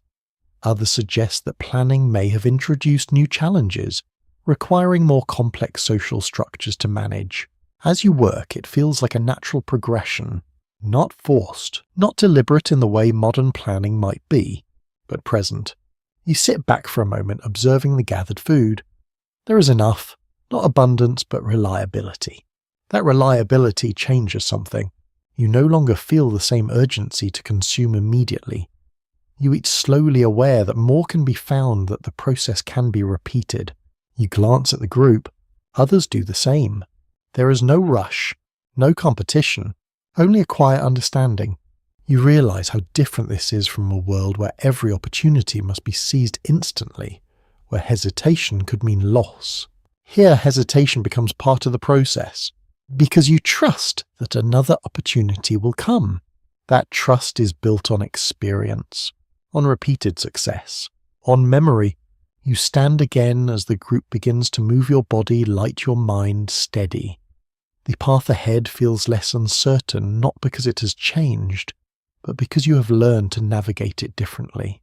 You begin to notice how your thoughts extend further now, not just to the next step, but to the next place, the next action, the next return. This extension creates distance between you and immediate reaction. Instinct still responds when needed, but it no longer dominates every moment. It waits. It supports. It follows the lead of something else. You walk with a quiet confidence, your movements guided by both what you see and what you expect to see. This dual awareness continues to grow. Some interpretations suggest that this ability to think ahead may have laid the foundation for more complex behaviors, including migration, resource management, and eventually structured societies. As you move through the landscape, it feels like the beginning of something, a shift that is not yet fully formed but already shaping how you live. You reach another familiar point as the day continues, a place where the ground offers rest, where the group naturally gathers again. You sit. The ground supports you. The air moves gently around you. The group settles. And within that moment you begin to understand how survival has changed. It is no longer only about reacting to what is happening now. It is about preparing for what comes next. That preparation reduces the need for constant alertness. It softens the edge of instinct. It creates space for thought, for memory, for anticipation. You take a slow breath, feeling the steady rhythm of your body, the quiet presence of the group, and the subtle expansion of your awareness. And as you sit there, you begin to see how planning, even in its simplest form, reshapes the human experience. Not by removing uncertainty, but by making it more manageable, more distant, less immediate. You remain within that quiet understanding as the day moves forward, your mind carrying both the present and the near future with equal ease. You continue moving with the group, the rhythm of your steps now shaped as much by expectation as by what lies directly in front of you. The land stretches out in familiar patterns, and you notice how often your attention drifts just slightly ahead, as if your mind is walking a few steps before your body. The air is calm today. No sharp wind, no sudden change, just a quiet steadiness that settles into everything. And within that steadiness, something else begins to appear. You notice it first in the pauses, moments when nothing demands your attention, moments where your body does not need to act. You find yourself slowing not because you must, but because you can. You stop briefly, your gaze drifting across the landscape. There is no immediate purpose in this pause, no signal, no task, just space. And in that space, your mind begins to move differently. You are not scanning, not reacting. You are imagining. It happens quietly. You look at a distant rise in the land and begin to picture what might lie beyond it. Not because you have been there, not because you have seen it, but because your mind now has the freedom to consider possibilities. This is new. Before your thoughts stayed close to what was present, tied tightly to survival. Now they begin to stretch. Some researchers suggest that as early humans experienced longer periods without immediate danger, the mind gained more opportunity to wander, giving rise to imagination. Others remain uncertain, noting that the origins of imaginative thought are difficult to trace with precision. As you stand there, it feels natural, not forced, not deliberate, just something that happens when there is room for it. You begin to walk again, your body returning to the steady pace of the group. But your mind carries that brief moment forward. You notice how it lingers, a quiet echo of possibility. You glance at another member of the group. They are moving steadily, their attention focused on the ground ahead. And yet you wonder if their mind also drifts in these moments, if they too imagine what is not yet seen. This thought itself is new. You are not only aware of your own mind, you are beginning to consider the minds of others. A subtle but important shift. An often overlooked insight is that the ability to imagine the thoughts and intentions of others may have played a role in strengthening social bonds and coordination. You feel the beginning of that now. You watch the movements of those around you with a slightly different awareness, not just observing what they do, but sensing why they might do it. You notice a pause before a step, a glance toward a distant point, a shift in direction that seems guided by something unseen. These small actions begin to feel meaningful. You're no longer only reading the environment. You're reading each other. The group slows as it reaches another area where food might be found.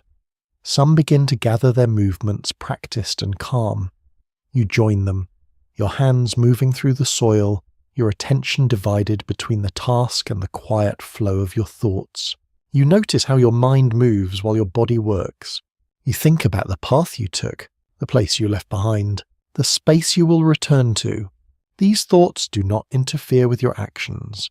They exist alongside them. A detail that's easy to miss is how this ability to think beyond the immediate task can gradually change how humans interact with their environment, allowing for more flexible and adaptive behavior. You feel that flexibility now. You adjust your movements without needing to focus entirely on them. You work and you think at the same time. The group gathers what is needed and you sit together once more. The act of eating feels calm, almost routine, your body responding without urgency. You lean back slightly, your hands resting on the ground, your gaze drifting upward toward the sky. The light is softer now, the day beginning its slow transition once again. And in this quiet moment, your mind wanders further. You begin to imagine the past, the places you have been, the moments you have experienced. You recall the fire, the shared space, the faces around you. These memories are no longer just fragments. They are connected. They form a kind of story. It is not spoken, not shared aloud, but it exists within you. Some interpretations point to the idea that this ability to form narratives may have emerged as memory, and imagination began to interact, allowing humans to organize experiences in new ways. As you sit there, it feels like a gentle weaving, past and present, experience and possibility, all held within your awareness. You close your eyes for a moment, not out of fatigue, but because your mind feels full in a quiet, balanced way. When you open them again, the group remains the environment unchanged, and yet your experience of it has deepened. You're no longer simply moving through the world. You are thinking about it, reflecting on it, imagining beyond it. You begin to understand how this changes instinct. Instinct is immediate, focused, grounded in the present. But imagination stretches beyond that. It creates space between stimulus and response. It introduces new possibilities, some useful, some not, but all different from pure reaction.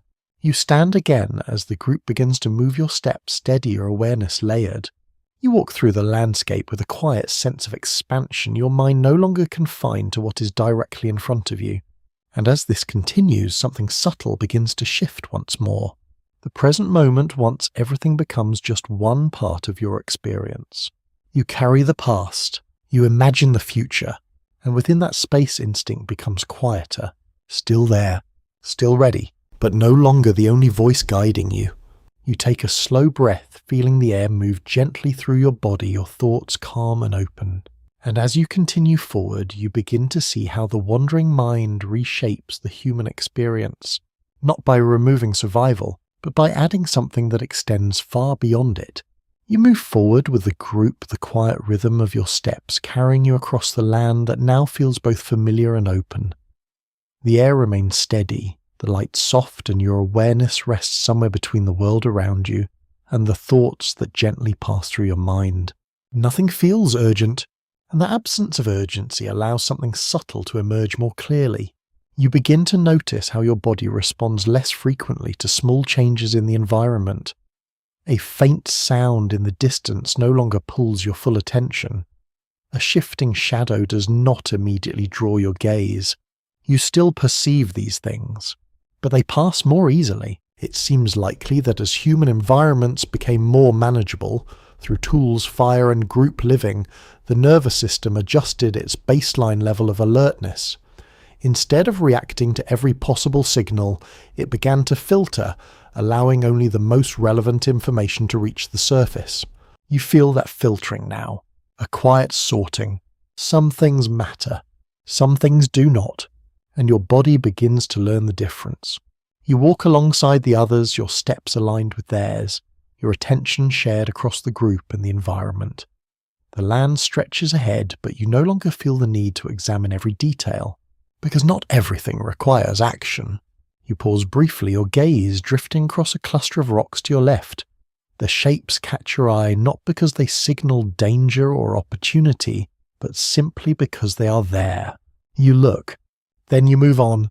No reaction, no lingering concern. This is new. Before attention and action were closely linked. To notice something was to respond to it. Now noticing can exist on its own. A small but revealing detail is how this separation between perception and action creates space within the mind. It allows awareness without immediate consequence, observation without obligation. You begin to experience that space more often. The group slows as it approaches another area of familiar ground. Some begin to search for food, their movements calm and practiced.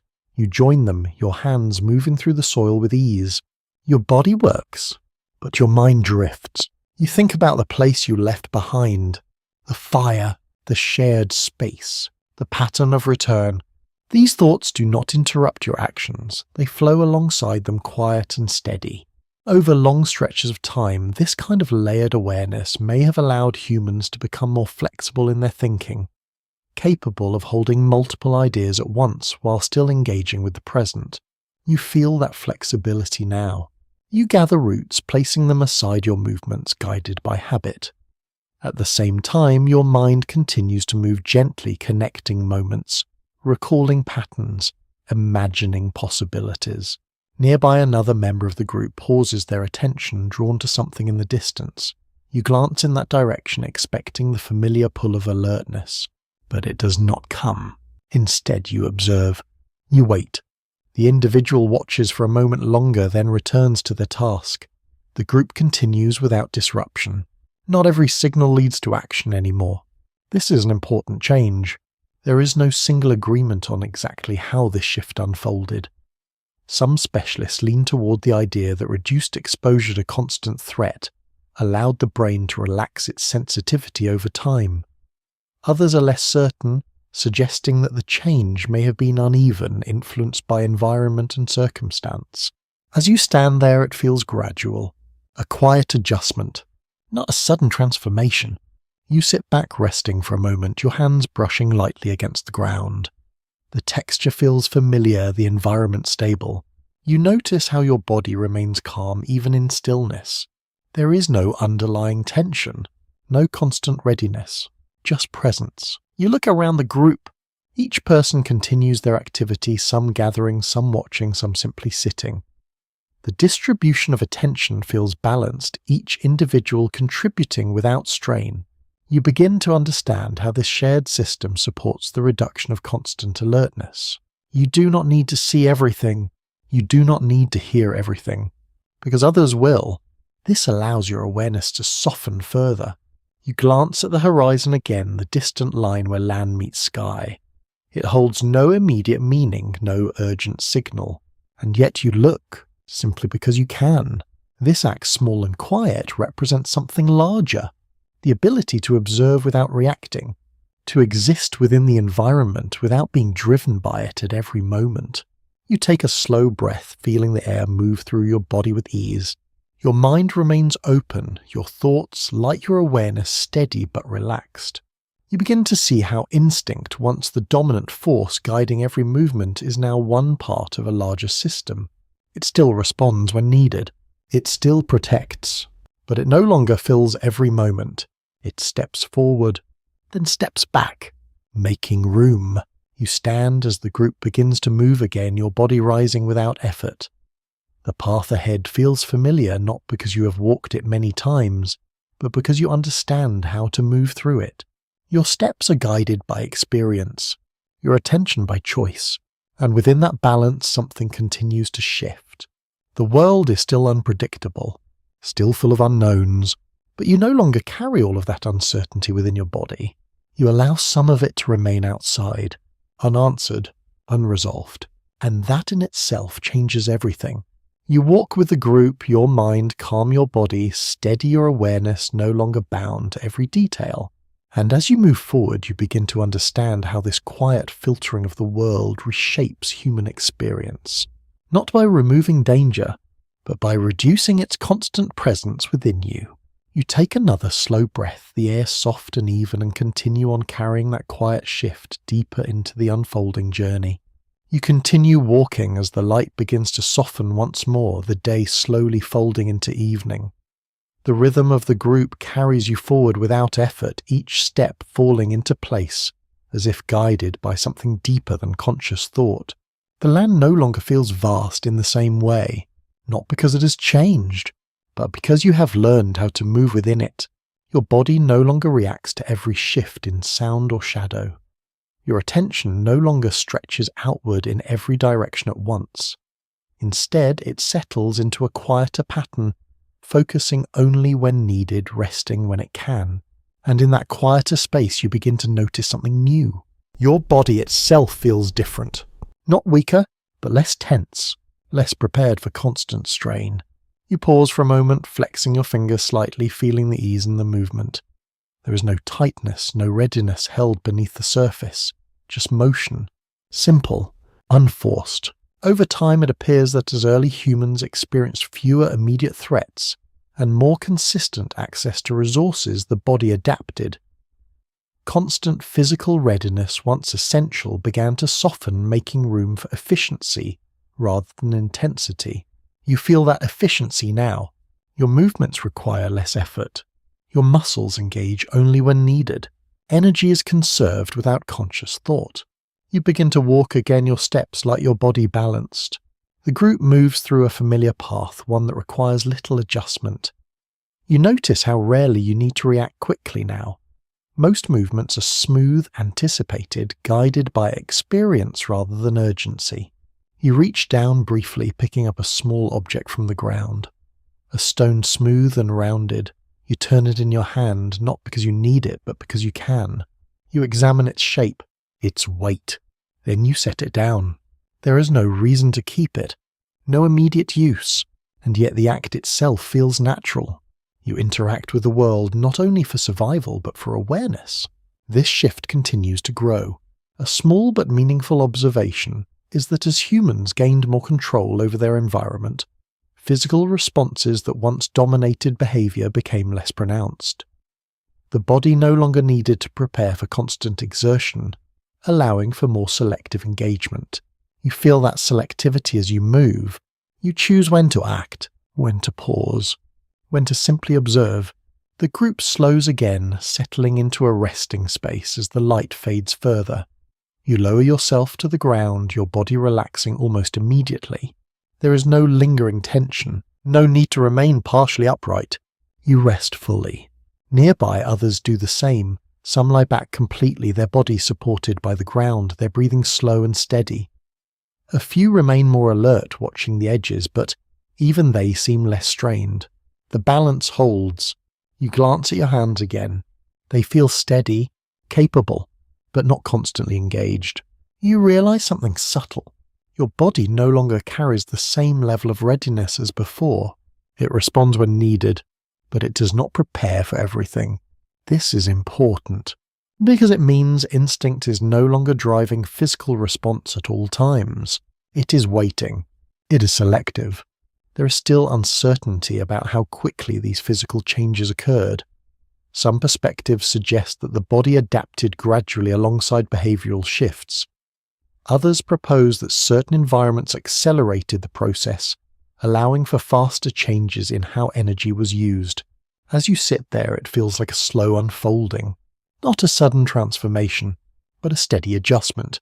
You lean back slightly, your shoulders resting against the ground. The sky above you begins to darken, the first faint stars appearing in the distance. You watch them, not because you must, but because you choose to. Your body remains still, your mind calm. There is no urgency in this moment, no demand, only presence. You begin to notice how your breathing aligns with this stillness, each inhale and exhale steady, unforced. Your body no longer anticipates sudden movement. It rests, fully. An often overlooked detail is how reduced physical strain may have allowed early humans to allocate energy toward other processes, including thought memory and social interaction. You feel that shift now. Your body is quiet. Your mind is open. You think about the path you walked today, the places you moved through, the actions you took. These reflections come easily without effort. They do not interrupt your rest. They exist within it. You close your eyes for a moment. There is no immediate pull to open them again, no signal that demands your attention, just stillness. When you open them, the group remains. The fire begins to grow again as someone tends to it, its light returning to the center of the space. You extend your hands toward it, feeling the warmth. It is familiar, expected. Your body does not react with relief. It simply receives. You begin to understand how physical ease reshapes the human experience. When the body is no longer under constant strain, the mind is free to expand, to wonder, to reflect, to imagine. Instinct remains, but it no longer defines your physical state. It no longer prepares you for every possibility. It waits. And in that waiting, something else grows stronger. Awareness that is not tied to immediate action. A body that moves with choice rather than constant readiness. You take a slow breath, feeling the warmth, the stillness, the quiet presence of the group. And as you sit there, you begin to see how the body itself changes over time, not by losing its strength, but by learning when to use it and when not to. You rise with the group once more, the transition from rest to movement, now so smooth that it barely feels like a change at all. Your body responds easily, without resistance, without hesitation. The ground beneath your feet feels familiar, the air steady, the world around you predictable in ways it never was before. You begin to walk. The group moves together, their formation loose but connected, each person, adjusting naturally to the presence of the others. There is no need for signals, no need for constant scanning. You already understand how to move here. And then as the landscape shifts again, you begin to notice something different. The land itself feels shaped, not in an obvious way, not carved or built, but influenced. You pass through an area where the ground is more worn, where paths seem to form between natural features. The grass is thinner in certain places, the soil more compact. These are not random patterns. They are the result of repeated movement, repeated presence. You follow one of these paths without thinking, your steps aligning with its direction, as though it has always been there for you. It seems that over long periods, early human movement began to leave lasting marks on the environment. These traces, though subtle, may have guided future movement, creating informal pathways through the land. You feel that guidance now. You are not choosing each step. The path carries you. This reduces something important: decision. You do not need to consider where to place your feet at every moment. The environment has already been shaped to support that choice. You continue along the path, noticing how others follow similar lines, their movements aligning without effort. The group spreads slightly, but the direction remains shared. You begin to understand how the world is changing. It is no longer something entirely external. It is becoming something you shape, and that changes how you relate to it. You pass a cluster of stones that have been moved before, their arrangement not precise, but clearly influenced by human hands. Nearby, a space where the ground has been cleared, perhaps used for gathering or rest. These places feel different. They hold memory, not just within you, but within the land itself. A small but revealing detail is that repeated use of specific areas may have created early forms of environmental familiarity, allowing humans to navigate more efficiently without constant awareness. You feel that efficiency as you move. Your attention drifts more freely. You are not focused on every detail, because the path, the space, the patterns already support you. The group slows as it reaches another familiar area, one that seems to naturally invite rest. The ground is slightly smoother, the space more open, the arrangement of stone suggesting previous use. You settle. Your body lowers without hesitation, finding a position that feels almost predetermined. Others do the same. The group forms its usual pattern, some closer together, some at the edges, but all within a shared space that feels known. You look around. The environment here feels less like wilderness, more like something inhabited, not owned, but used. Again and again, some researchers lean toward the idea that this gradual shaping of the environment marks an early step towards settlement, even before permanent structures existed.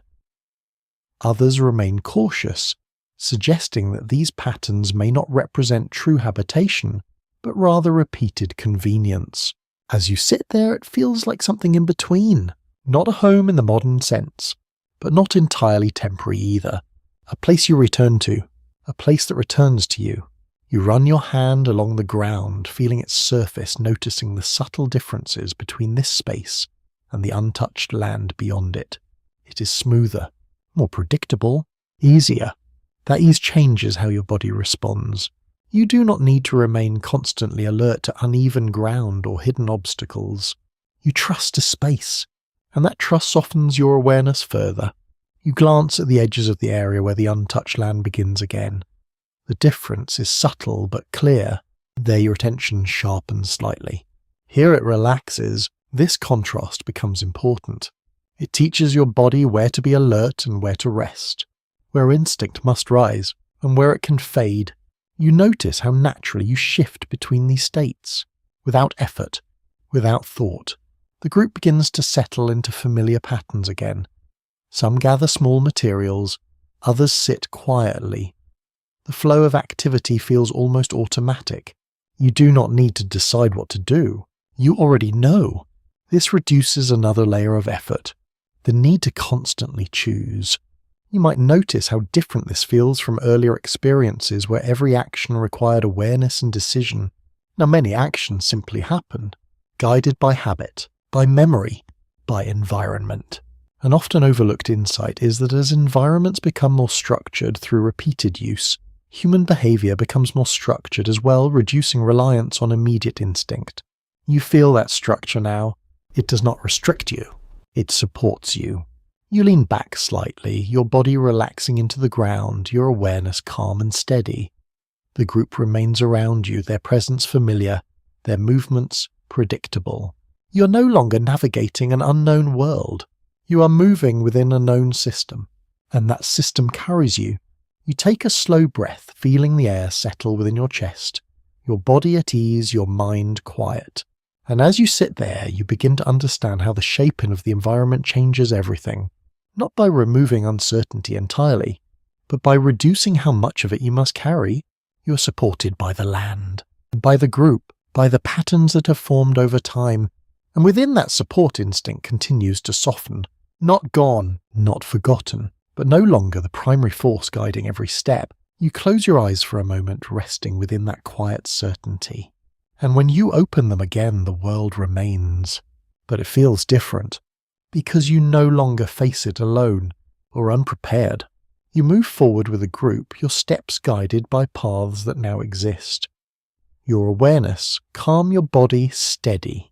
And as you walk, you begin to see how the world itself is changing, becoming something shaped, something known, something that no longer demands constant survival but allows for something more. You move forward along the faint path, your steps guided as much by habit as by the shape of the land beneath you. The group spreads gently, then gathers again, their movement flowing like something practiced over time rather than decided in the moment. There is a quiet ease to it now. You no longer feel the need to hold everything together on your own. The group carries part of that weight. The path carries part of it too. You notice this most clearly when you slow. There is no immediate pressure to keep moving. No urgency pushing you forward. You can pause, and when you do, nothing falls apart. Others continue. Some watch. Some adjust. The system holds. You look around, your attention moving across the group, then out toward the surrounding land. The world is still wide, still uncertain in many ways, but it does not press against you in the same way as before, because you are no longer standing alone within it. Another layer begins to appear. Dependence. Not complete. Not absolute, but present. You rely on the group to notice what you might miss, to respond where you do not, to support when needed, and in return you offer the same. It may seem subtle, but this shift changes how instinct operates. When survival is shared, the individual does not need to carry the full burden of awareness. Instinct can rest, even if only slightly. You walk beside another member of the group, close enough to sense their movement without needing to look directly. Their pace matches yours, your steps aligning without effort. You adjust to each other, without thought. This quiet coordination reduces the need for constant personal control. You do not need to calculate every step. You move within a shared rhythm. Clues from ancient sites suggest that as human groups became more socially connected, individuals may have relied increasingly on collective awareness rather than individual vigilance alone. You feel that reliance now. It is not weakness. It is efficiency. You reach another familiar area where the ground opens into a resting space. The group begins to settle, each person finding their place with little hesitation. You lower yourself to the ground, your body relaxing more quickly than it once did. There is no need to remain upright, no need to scan continuously, because others are already doing that. You glance toward the edges of the group. A few individuals remain slightly more alert, their posture different, their gaze directed outward. You recognize this pattern now. It doesn't need to be assigned. It happens naturally. Rules begin to form, not fixed, but shifting. One person watches, another gathers, another rests, and you find yourself moving between these states without effort. This fluid distribution allows the group to function as a whole. You are part of that whole, and because of that, you do not need to be everything at once. There are different ways to interpret how this shift affected human behavior over time. Some thinkers lean toward the idea that increased dependence strengthened cooperation and stability. Others suggest it may have reduced individual self-sufficiency. As you sit there, it feels balanced.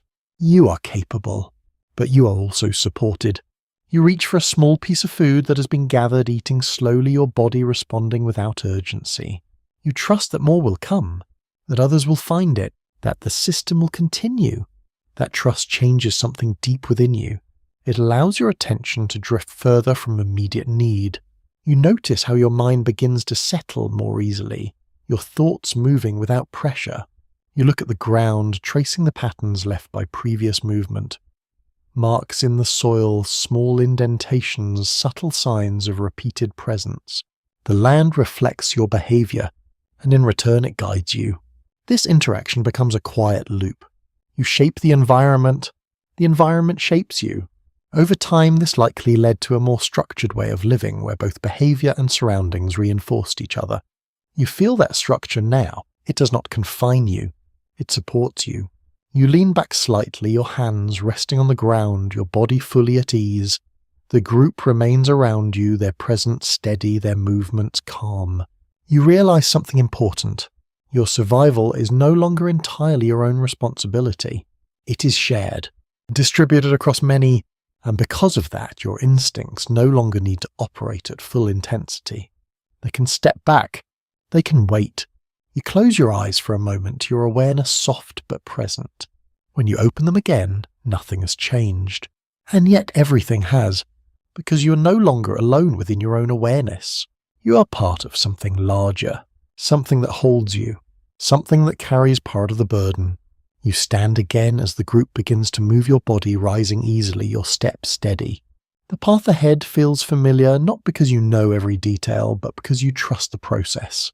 You walk forward, your attention balanced, your mind calm. And as you move, you begin to understand how dependence reshapes the human experience, not by weakening instinct, but by redistributing it, spreading it across the group, allowing each individual to carry less. You take a slow breath, feeling the air move gently through your body. And within that quiet moment, you sense the shift clearly. You no longer survive alone. You survive together, and that changes everything.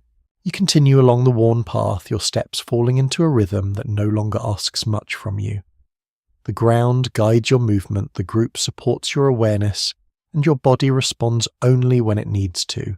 There is a quiet ease now, not complete safety, but something close enough that it changes how you feel. You notice it most clearly in your reactions, or rather in what no longer triggers them. A sound moves through the distance, faint, unclear. You hear it, but your body does not immediately tighten. You pause, you listen, and then just as quietly you let it pass. This would not have been possible before. Once every sound demanded attention. Every signal required action. Now something filters that response. You can begin to see how this filtering works. Your mind evaluates, not consciously, but naturally. Is this important? Is this immediate? Does this require action? And if the answer is no, your body remains still. A small but important shift. The world has not become less uncertain, but your relationship to that uncertainty has changed. You walk beside the group, your awareness shared across the space. Others respond when needed. Others notice what you do not. This allows your own system to rest.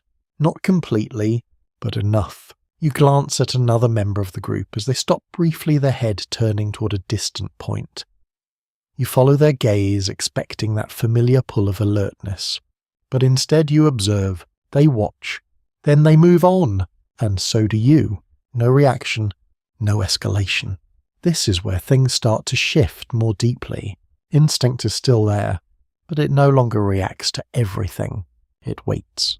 It selects. Some signals matter, some do not.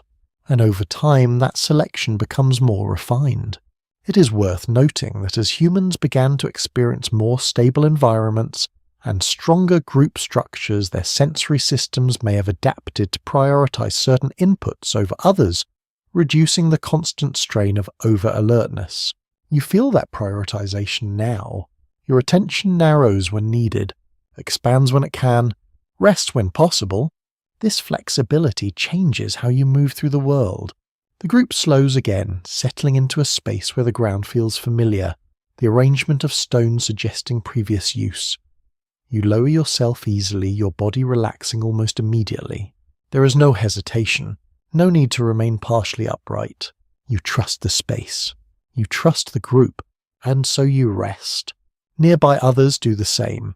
Some remain more alert, their posture slightly different, their gaze moving across the edges of the space. But even their awareness feels calm, not strained. The balance holds. You look down at your hands resting quietly against the ground. There's no tension in them, no readiness held beneath the surface. They simply exist. Ready when needed, still when not.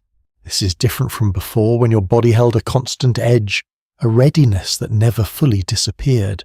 Now the edge is softer, less immediate. You close your eyes for a moment. Not briefly, but comfortably. The sounds of the environment continue around you, distant and soft. They do not pull you back into full awareness. They pass. This ability to let signals pass without reacting may have developed gradually, as repeated exposure to non-threatening stimuli taught the body that not everything requires a response. You feel that learning within you, a quiet understanding, not everything matters. You open your eyes again, your gaze drifting across the group. Each person exists within their own space, yet connected.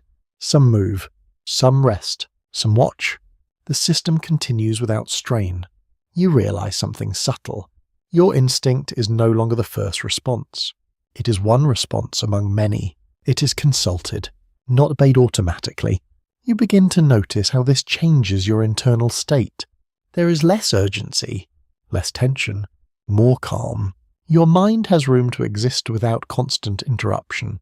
You can think, observe, reflect, without being pulled back into immediate reaction. You glance toward the horizon again, the distant line soft and unmoving. It does not demand your attention, and so you let it be. This act of letting go becomes more natural, more frequent. Over time, it reshapes how you experience the world. Some specialists lean one way, others another, but there is a growing sense that this ability to filter and ignore certain stimuli played a role in reducing the intensity of instinct-driven behavior. As you sit there, it feels like a quiet shift in control. Instinct is still present, but it no longer leads every moment. It follows. It supports. You take a slow breath, feeling the air move gently through your body, your awareness calm and steady. You begin to understand how this changes everything. When not every signal demands a response, the mind becomes quieter. The body becomes more relaxed. The world becomes less overwhelming. You stand as the group begins to move again, your body rising without effort, your steps steady and unforced. The path ahead feels simple, not because it lacks complexity, but because you no longer carry all of that complexity within yourself. You walk forward, your awareness balanced, your instincts quiet but ready. And as you move, you begin to see how this gradual filtering of the world reshapes human experience. Not by removing danger, but by reducing how often it is felt. You take another slow breath, the air soft and even, and continue on your mind. Calm your body at ease, your instincts no longer loud, but quietly present in the background. You continue walking with the group, your steps steadier awareness. Calm your body, no longer carrying the same quiet tension it once did. The land stretches around you in familiar patterns, and you move through it with a kind of ease that would have been difficult to imagine before. There is still uncertainty here, still change, still the quiet presence of the unknown, but it no longer presses against you in the same way, because you have learned how to exist within it. And yet, as this ease settles more deeply into your body and mind, something else begins to emerge. A subtle cost, not immediate, not obvious, but present. You notice it in small ways. You pause beside a cluster of stones, your gaze resting on their shapes without urgency. In earlier moments, you might have examined them more closely, searching for signs of use of possibility. Now you simply look, then move on. It may seem small, but this change matters. When attention softens, certain details are missed, not because they are unimportant, but because they are no longer necessary. Over long periods of time, this kind of selective attention may have led to the gradual fading of certain skills, particularly those tied to constant environmental awareness. You feel that fading in a quiet way. Your senses are still sharp, but they are not fully engaged at all times. You rely on the group, on the patterns, on the familiarity of the space, and in doing so, something shifts. You do not notice everything. You walk with the group as the land opens again, the horizon stretching wide before you. A faint movement occurs in the distance, something small, something brief. You see it, but you do not react. Another member of the group does. They pause, their attention sharpening their posture, adjusting slightly. You follow their gaze, then allow your own awareness to rise just enough to understand. Then, as they relax, you do the same. You did not need to respond fully, because someone else did. This is efficient, but it also changes something. Your instinct didn't activate completely. It waited. It followed. A quiet trade. You begin to see how this trade works. You give up constant awareness, and in return you gain ease, comfort, space. But that means some skills are no longer practiced as often. A small but revealing detail is that abilities not regularly used tend to diminish over time.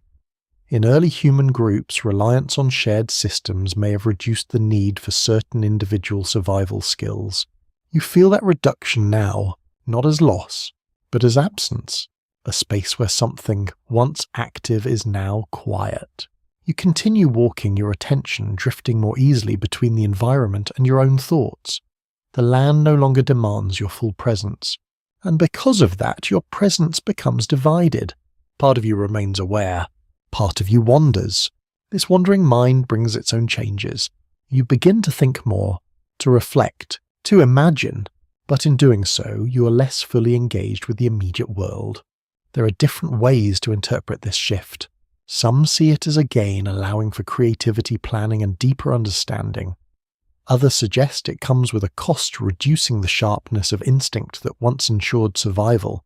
As you move through the landscape, you feel both sides. You are calmer, more at ease, but also less intense, less immediate.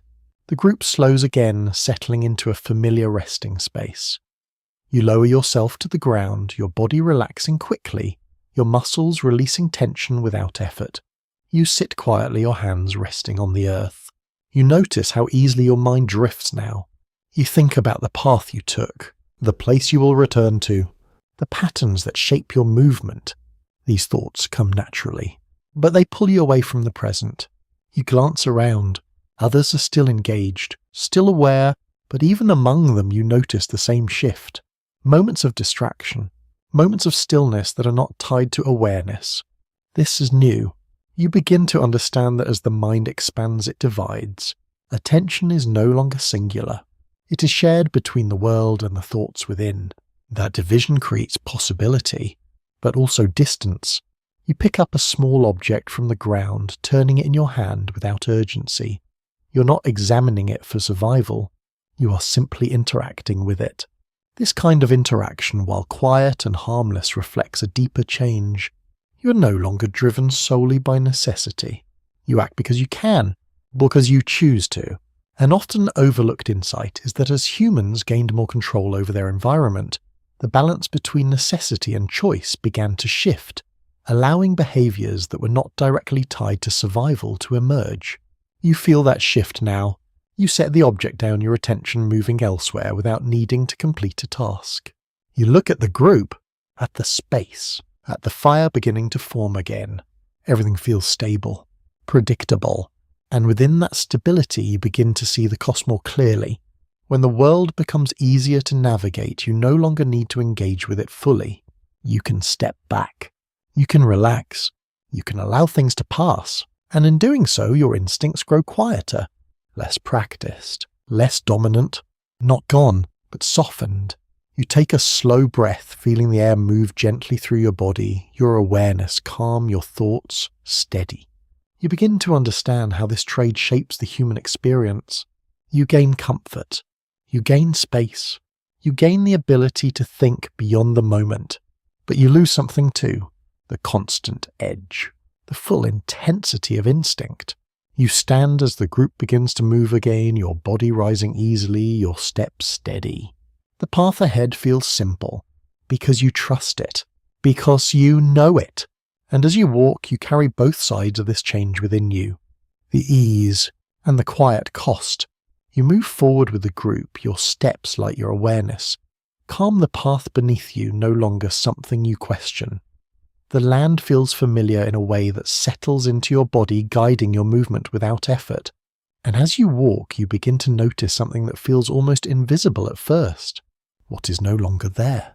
You pass through a stretch of uneven ground, scattered with small stones and shallow dips. There was a time when your body would have responded instantly, adjusting each step with precision, your attention fixed on every change beneath your feet. Now you step through it with ease, not because the ground has become simpler, but because you are no longer fully tuned to it. If you look closely, you can see that your attention does not linger on each detail. You notice the general shape of the terrain, but not the fine variations. Your body compensates. Your balance holds, but something is missing. The constant scanning, the fine awareness. You continue walking, your gaze drifting slightly ahead, your thoughts moving quietly beneath the surface. The world around you remains present, but it does not occupy all of your attention. This is where the shift deepens. Skills that were once essential begin to fade when they are no longer used constantly. Not suddenly, not completely, but gradually. Over many generations, this seems to have led to a quiet narrowing of certain abilities, especially those tied to constant environmental sensitivity. You feel that narrowing now. Your senses are still capable, but they are not fully engaged. You rely on broader patterns, on familiarity, on the shared awareness of the group. You notice how others move as well. Their steps are steady but not always precise. They adjust when needed, but they do not anticipate every variation in the ground. This is not failure, it is adaptation. Energy is no longer spent on what is no longer necessary, but that means some abilities are no longer sharpened. You pause for a moment, your gaze resting on the ground beneath you. Small details emerge as you focus. Tiny shifts in texture, slight changes in color, subtle signs that might indicate something useful. You recognize them, but it takes effort. It is not automatic anymore. This is important. It means that awareness has become selective, directed. You choose when to focus deeply, rather than maintaining that focus at all times. Another way to understand this moment is to see it as a trade between depth and efficiency. When the mind no longer needs to engage with everything, it becomes more flexible but less constant. You straighten your attention, lifting again, returning to its more relaxed state. The group continues moving and you follow your steps, guided more by flow than by precision. You notice how your mind fills the space that awareness once occupied. You think about the path, about the resting place, about the patterns that shape your movement. These thoughts come easily now, without effort, and as they grow, they take up space that was once reserved for constant observation. You glance toward the edges of the group. A few individuals remain more alert, their attention sharper, their movements more deliberate. They notice things sooner, they respond more quickly. But not everyone needs to. The group balances itself. Some focus, others drift, and together it works.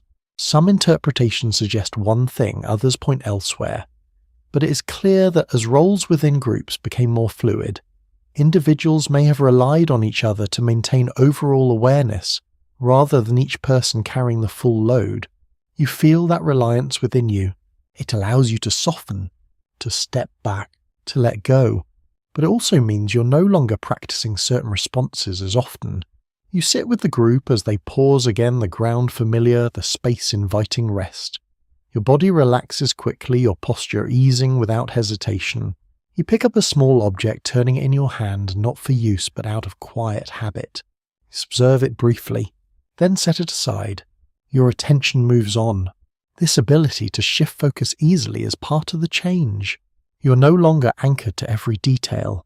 You move between things, quickly, lightly, and in doing so you leave some things behind.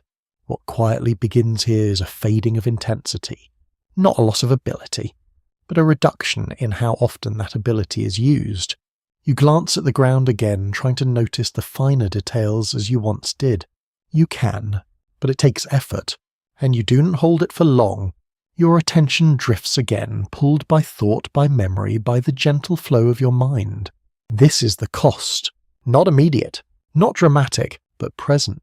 You gain freedom of thought, but you lose constant precision. You gain flexibility, but you lose intensity. You stand as the group begins to move again, your body rising easily, your steps steady. The path ahead feels simple, because you trust it, because you follow it, because you no longer need to question every step. And as you walk, you begin to understand how this quiet fading of certain skills shapes the human experience. Not by removing them entirely, but by making them optional, used when needed, ignored when not. You take a slow breath, the air soft, and even your awareness calm your thoughts steady. And within that calm you carry both sides of the change, the ease and the quiet loss. You continue walking with the group, your steps guided by the path your awareness settled into that quiet balance you now recognize so well. The land feels familiar, almost predictable, and your body moves through it without hesitation. There is no tension in your shoulders, no constant readiness in your breath, just motion, steady, calm, and as you move, you begin to notice how your mind fills the space that instinct once occupied. Your thoughts drift more freely now. You think about where you have been, about where you will go, about the patterns that shape your movement, the places you return to, the people around you. These thoughts come without effort. They are not forced. They simply appear. This is where something deeper begins to take shape. Comfort. Not just physical, but mental. You are no longer anchored fully to the present moment. You are able to step away from it even while moving through it. In subtle ways, this leads to a shift in how you experience the world. You no longer feel every moment as immediate. Some things can wait. Some things can be ignored. Some things can be left unresolved. You notice this as the group slows near a familiar stretch of land. The ground dips slightly, the arrangement of stones suggesting a place you have used before. You settle without thinking. Your body lowers to the ground, your posture relaxed almost immediately. You do not scan the area first. You do not test the ground. You trust it. That trust shapes your behavior. Over time, this likely led to a growing sense of stability in human life, where repeated patterns and familiar environments reduce the need for constant evaluation. You feel that stability now.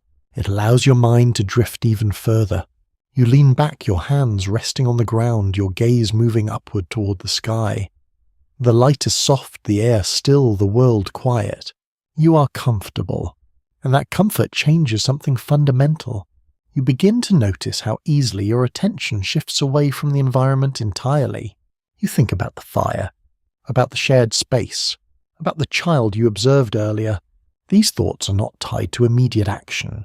They do not require response. They simply exist. This is new. Before your mind was occupied with what needed to be done, now it has space for what does not. It is difficult to pin down exactly when this shift became significant, but it is clear that as comfort increased attention began to loosen from the strict demands of survival. You feel that loosening now. Your awareness no longer clings to every detail. It moves lightly, freely. You glance at the group. Others show the same pattern. Moments of stillness, moments of quiet thought, moments where attention turns inward rather than outward. This inward turn changes how instinct functions. Instinct is immediate. It responds to the world outside. But when attention moves inward, instinct has less to respond to. It waits. Quiet. You pick up a small piece of wood, tracing its surface with your fingers, not because you need it, but because it is there. You examine it briefly, then set it aside. Your actions are no longer always purposeful in the survival sense. They are chosen, optional. Another way to understand this moment is to see it as the beginning of a mind that can exist independently of immediate need. You can act, or not act.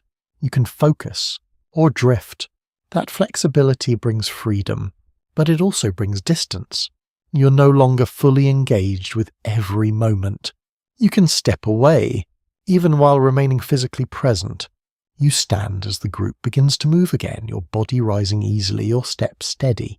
The path ahead feels familiar, your movement guided more by expectation than by observation. You notice how little effort it takes to follow. You do not question direction. You do not analyze the terrain.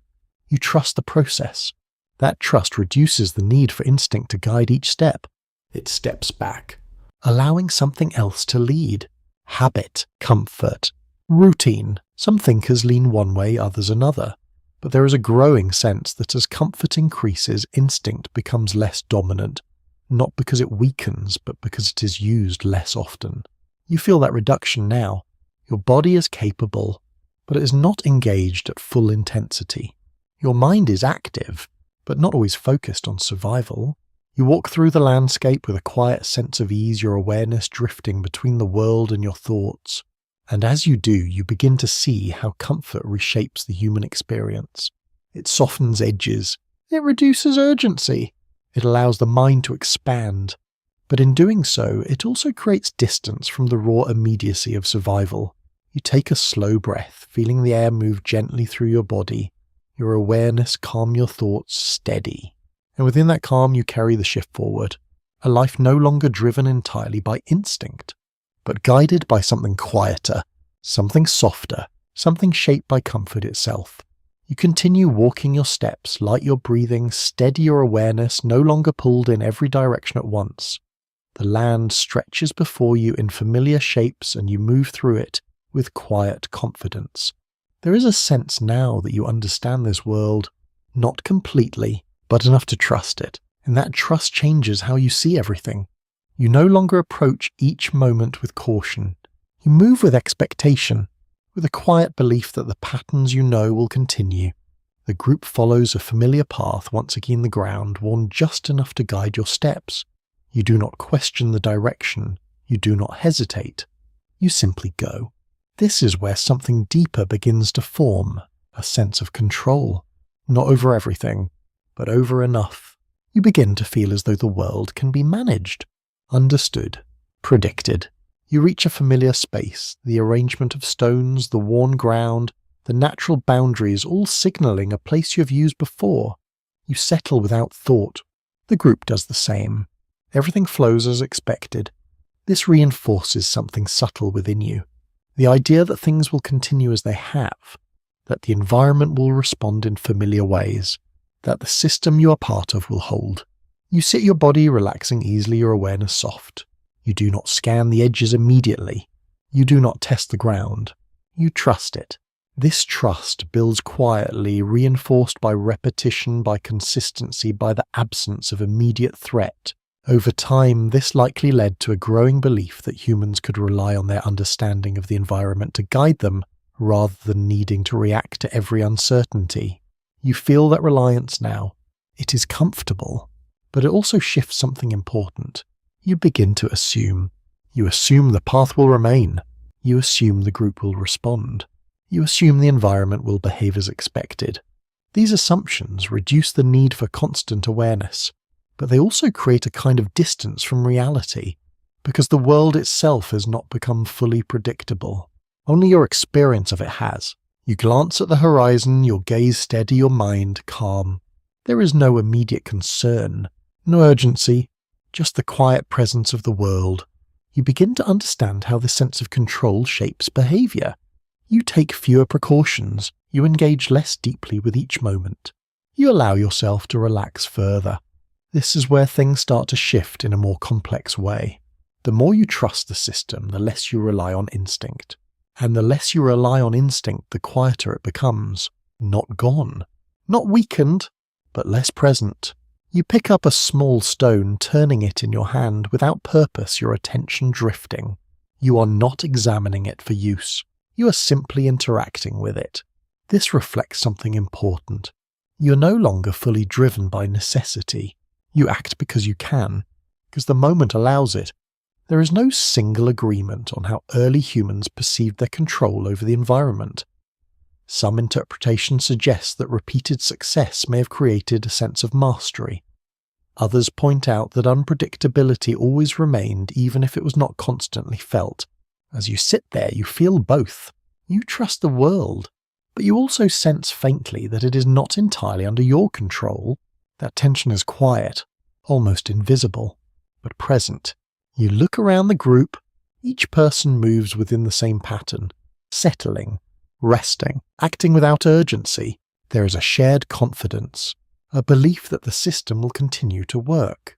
This shared belief strengthens the group, but it also reduces the need for constant vigilance. You notice how your attention drifts more often now. You think about the next movement, the next place, the next return. These thoughts come easily. They do not interrupt your actions. They exist alongside them. You close your eyes for a moment, your body fully relaxed, your awareness soft. There's no immediate pull to reopen them. No signal that demands your attention. Just stillness. When you open them again, the world remains unchanged. The group is still there. The space still holds. And your sense of control remains. You begin to see how this shapes instinct. Instinct thrives on uncertainty, on unpredictability, on immediate need. But when those elements are reduced, instinct has less to respond to. It quiets. It steps back, making room for other processes. Habit, expectation, belief. You stand as the group begins to move again, your body rising easily, your steps steady. The path ahead feels simple, because you believe it will be. You walk forward, your awareness calm, your mind steady. And as you do, you begin to understand how this sense of control reshapes the human experience. Not by making the world safe, but by making it feel safe. You take a slow breath, the air soft and even your body relaxed. And within that quiet moment, you carry the shift forward.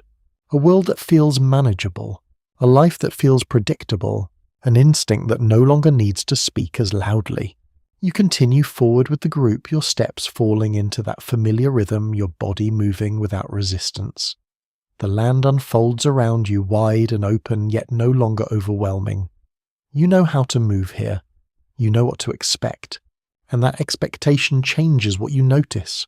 If you pause here, you begin to notice how much of the world you no longer pay attention to.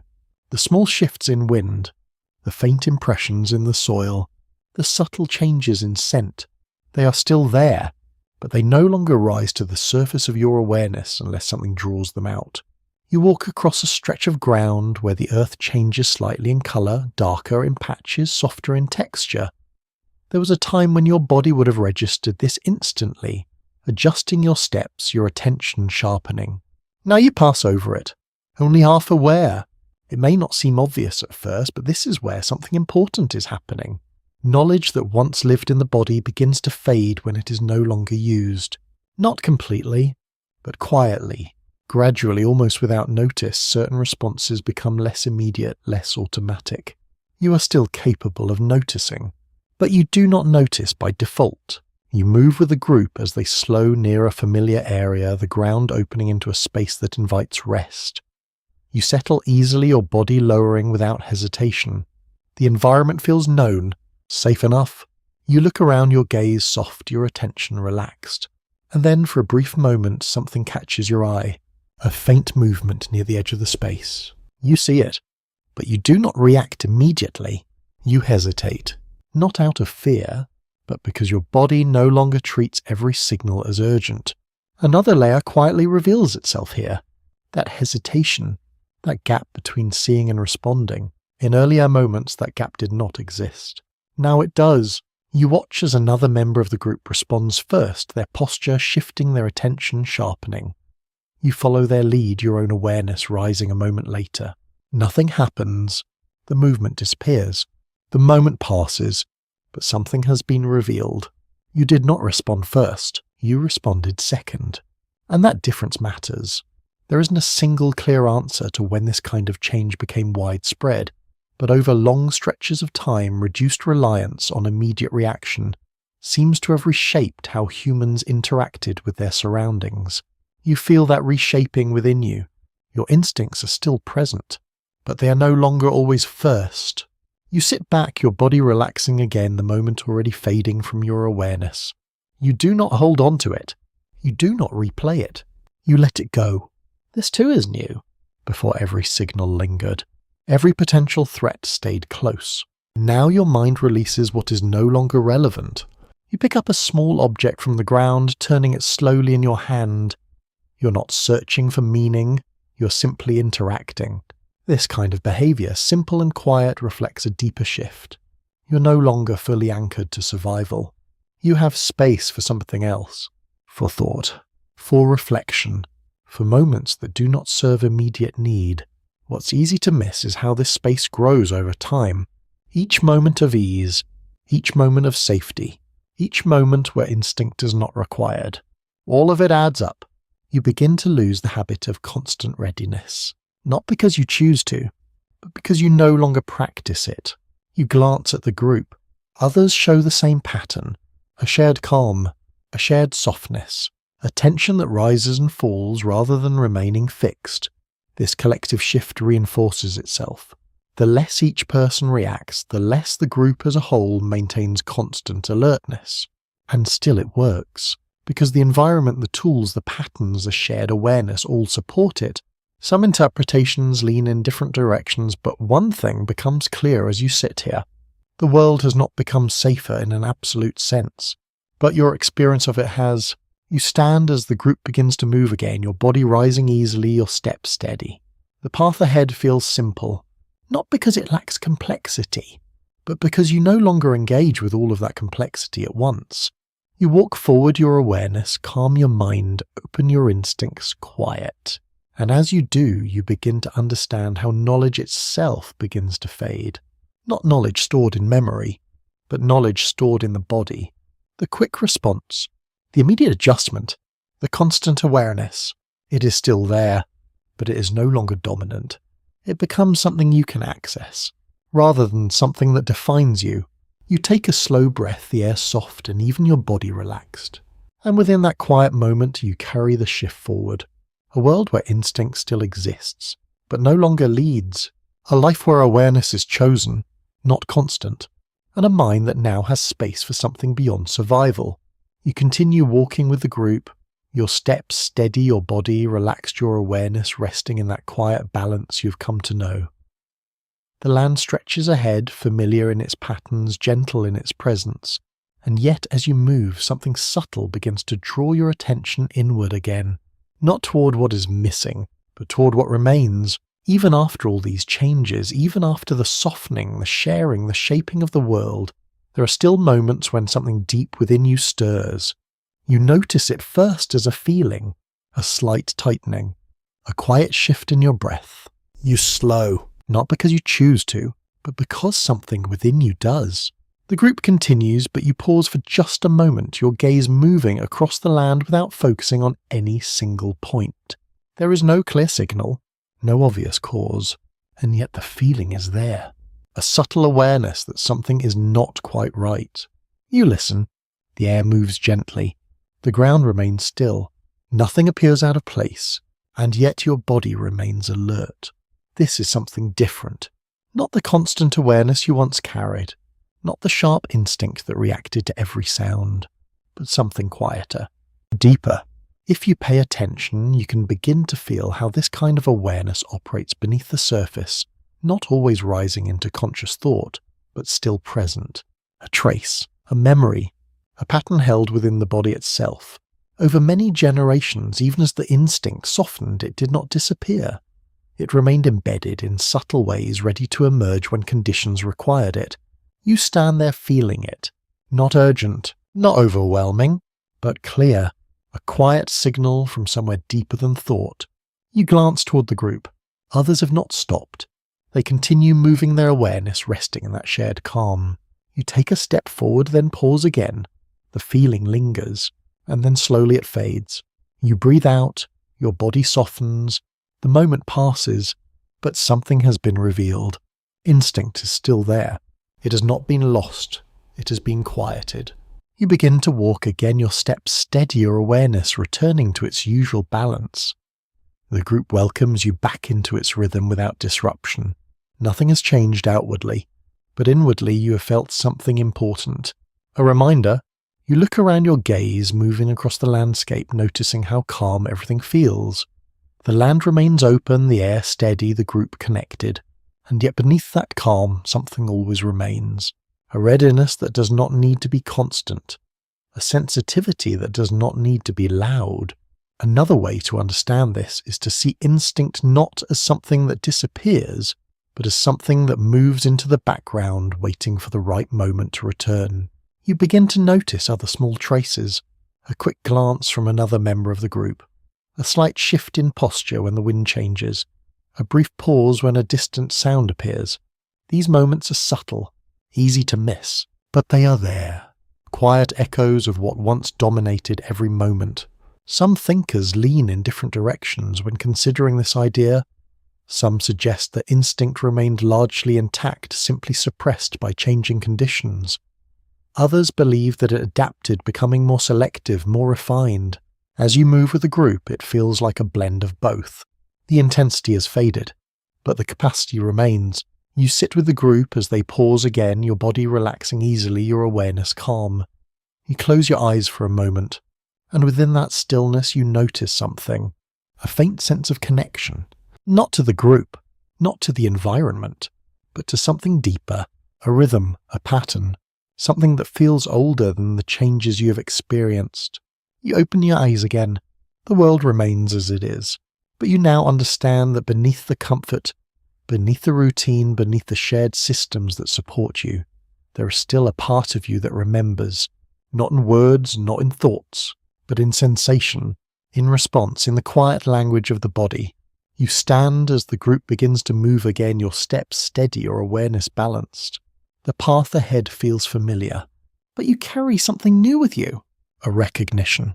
That instinct has not been erased. It has not been completely lost. It has simply been softened, layered beneath comfort, beneath routine, beneath thought. And in rare moments like the one you just experienced, it rises again. Briefly, quietly. Reminding you of what once was. You take a slow breath, feeling the air move gently through your body, your awareness calm, your mind steady.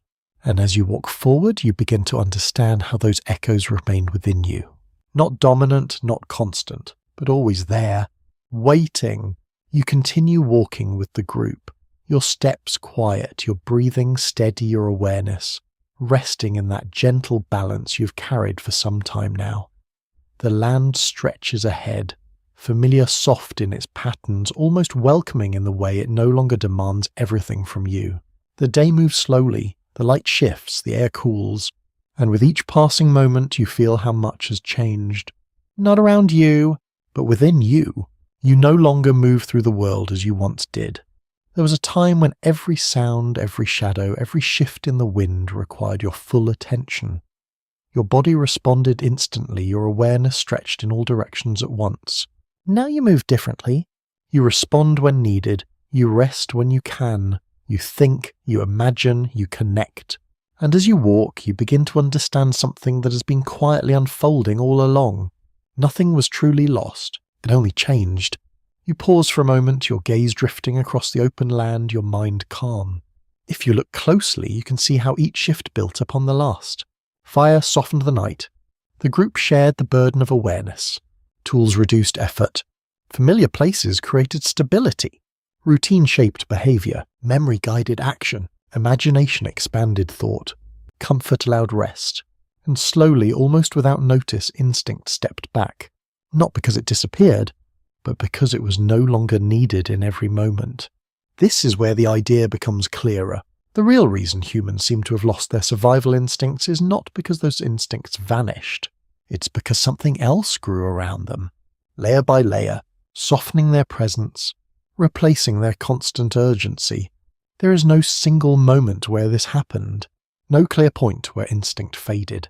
It was a gradual process, so slow that no one within it could see the change, only feel it, in the quiet spaces between actions, in the moments of ease, in the ability to pause. Some interpretations lean in different directions, but many agree on this underlying pattern. As human life became more structured, more supported, more predictable, instinct no longer needed to dominate every experience. And so it didn't. It waited. You begin to walk again, your steps steady, your awareness calm. You notice how easily your mind drifts now, how naturally your thoughts move beyond the present moment. You think about where you've been, where you're going, what might come next. These thoughts feel normal, natural, but they are only possible because instinct no longer fills every space. You glance at the group. Each person moves within the same quiet rhythm, their awareness balanced, their bodies relaxed. This is what human life has become, not a constant struggle, but a system, a network of support, memory, and expectation. You reach a familiar resting place once more, the ground worn, the space open, the fire soon to return. You settle, the group settles. Everything flows as it has before, and within that flow you feel something settle deeper inside you, an understanding. The body remembers how to survive. It always will, but it no longer needs to prove it every moment. That is the change. You lean back, your body fully at ease, your hands resting against the ground, your gaze soft. The sky above you begins to darken, the first faint stars appearing once again. You watch them, not because you must, but because you can, and in that simple act you feel the full weight of what has shifted. You're no longer bound to the immediate world, you can step beyond it, think beyond it, rest within it, and still survive. This is not weakness, it is transformation. It is the result of thousands of small changes layered over time, shaping how you move, how you think, how you exist. Instinct did not disappear. It became quiet, a presence beneath everything else, a foundation, not the surface. You close your eyes slowly, your breathing steady, your body completely relaxed. The sounds of the night return distant and soft, but they do not pull you from your rest. They remain outside, and you remain within. You take one more slow breath, and as you rest there, within the quiet warmth, within the steady presence of the group, within the calm rhythm of the world, you now understand everything begins to soften even further. The ground holds you, the air moves gently around you, the fire flickers low. Your thoughts slow, drift, fade. There is nothing left to respond to, nothing left to prepare for. Only stillness, only quiet, only the gentle understanding that you are safe enough to rest. And as that feeling settles fully into your body, your awareness softens, your mind grows lighter, and the world slowly fades into the background. You remain there, calm, quiet, at ease, and as the night deepens, everything continues without you needing to follow it. You rest, and the world carries on. Sweet dreams!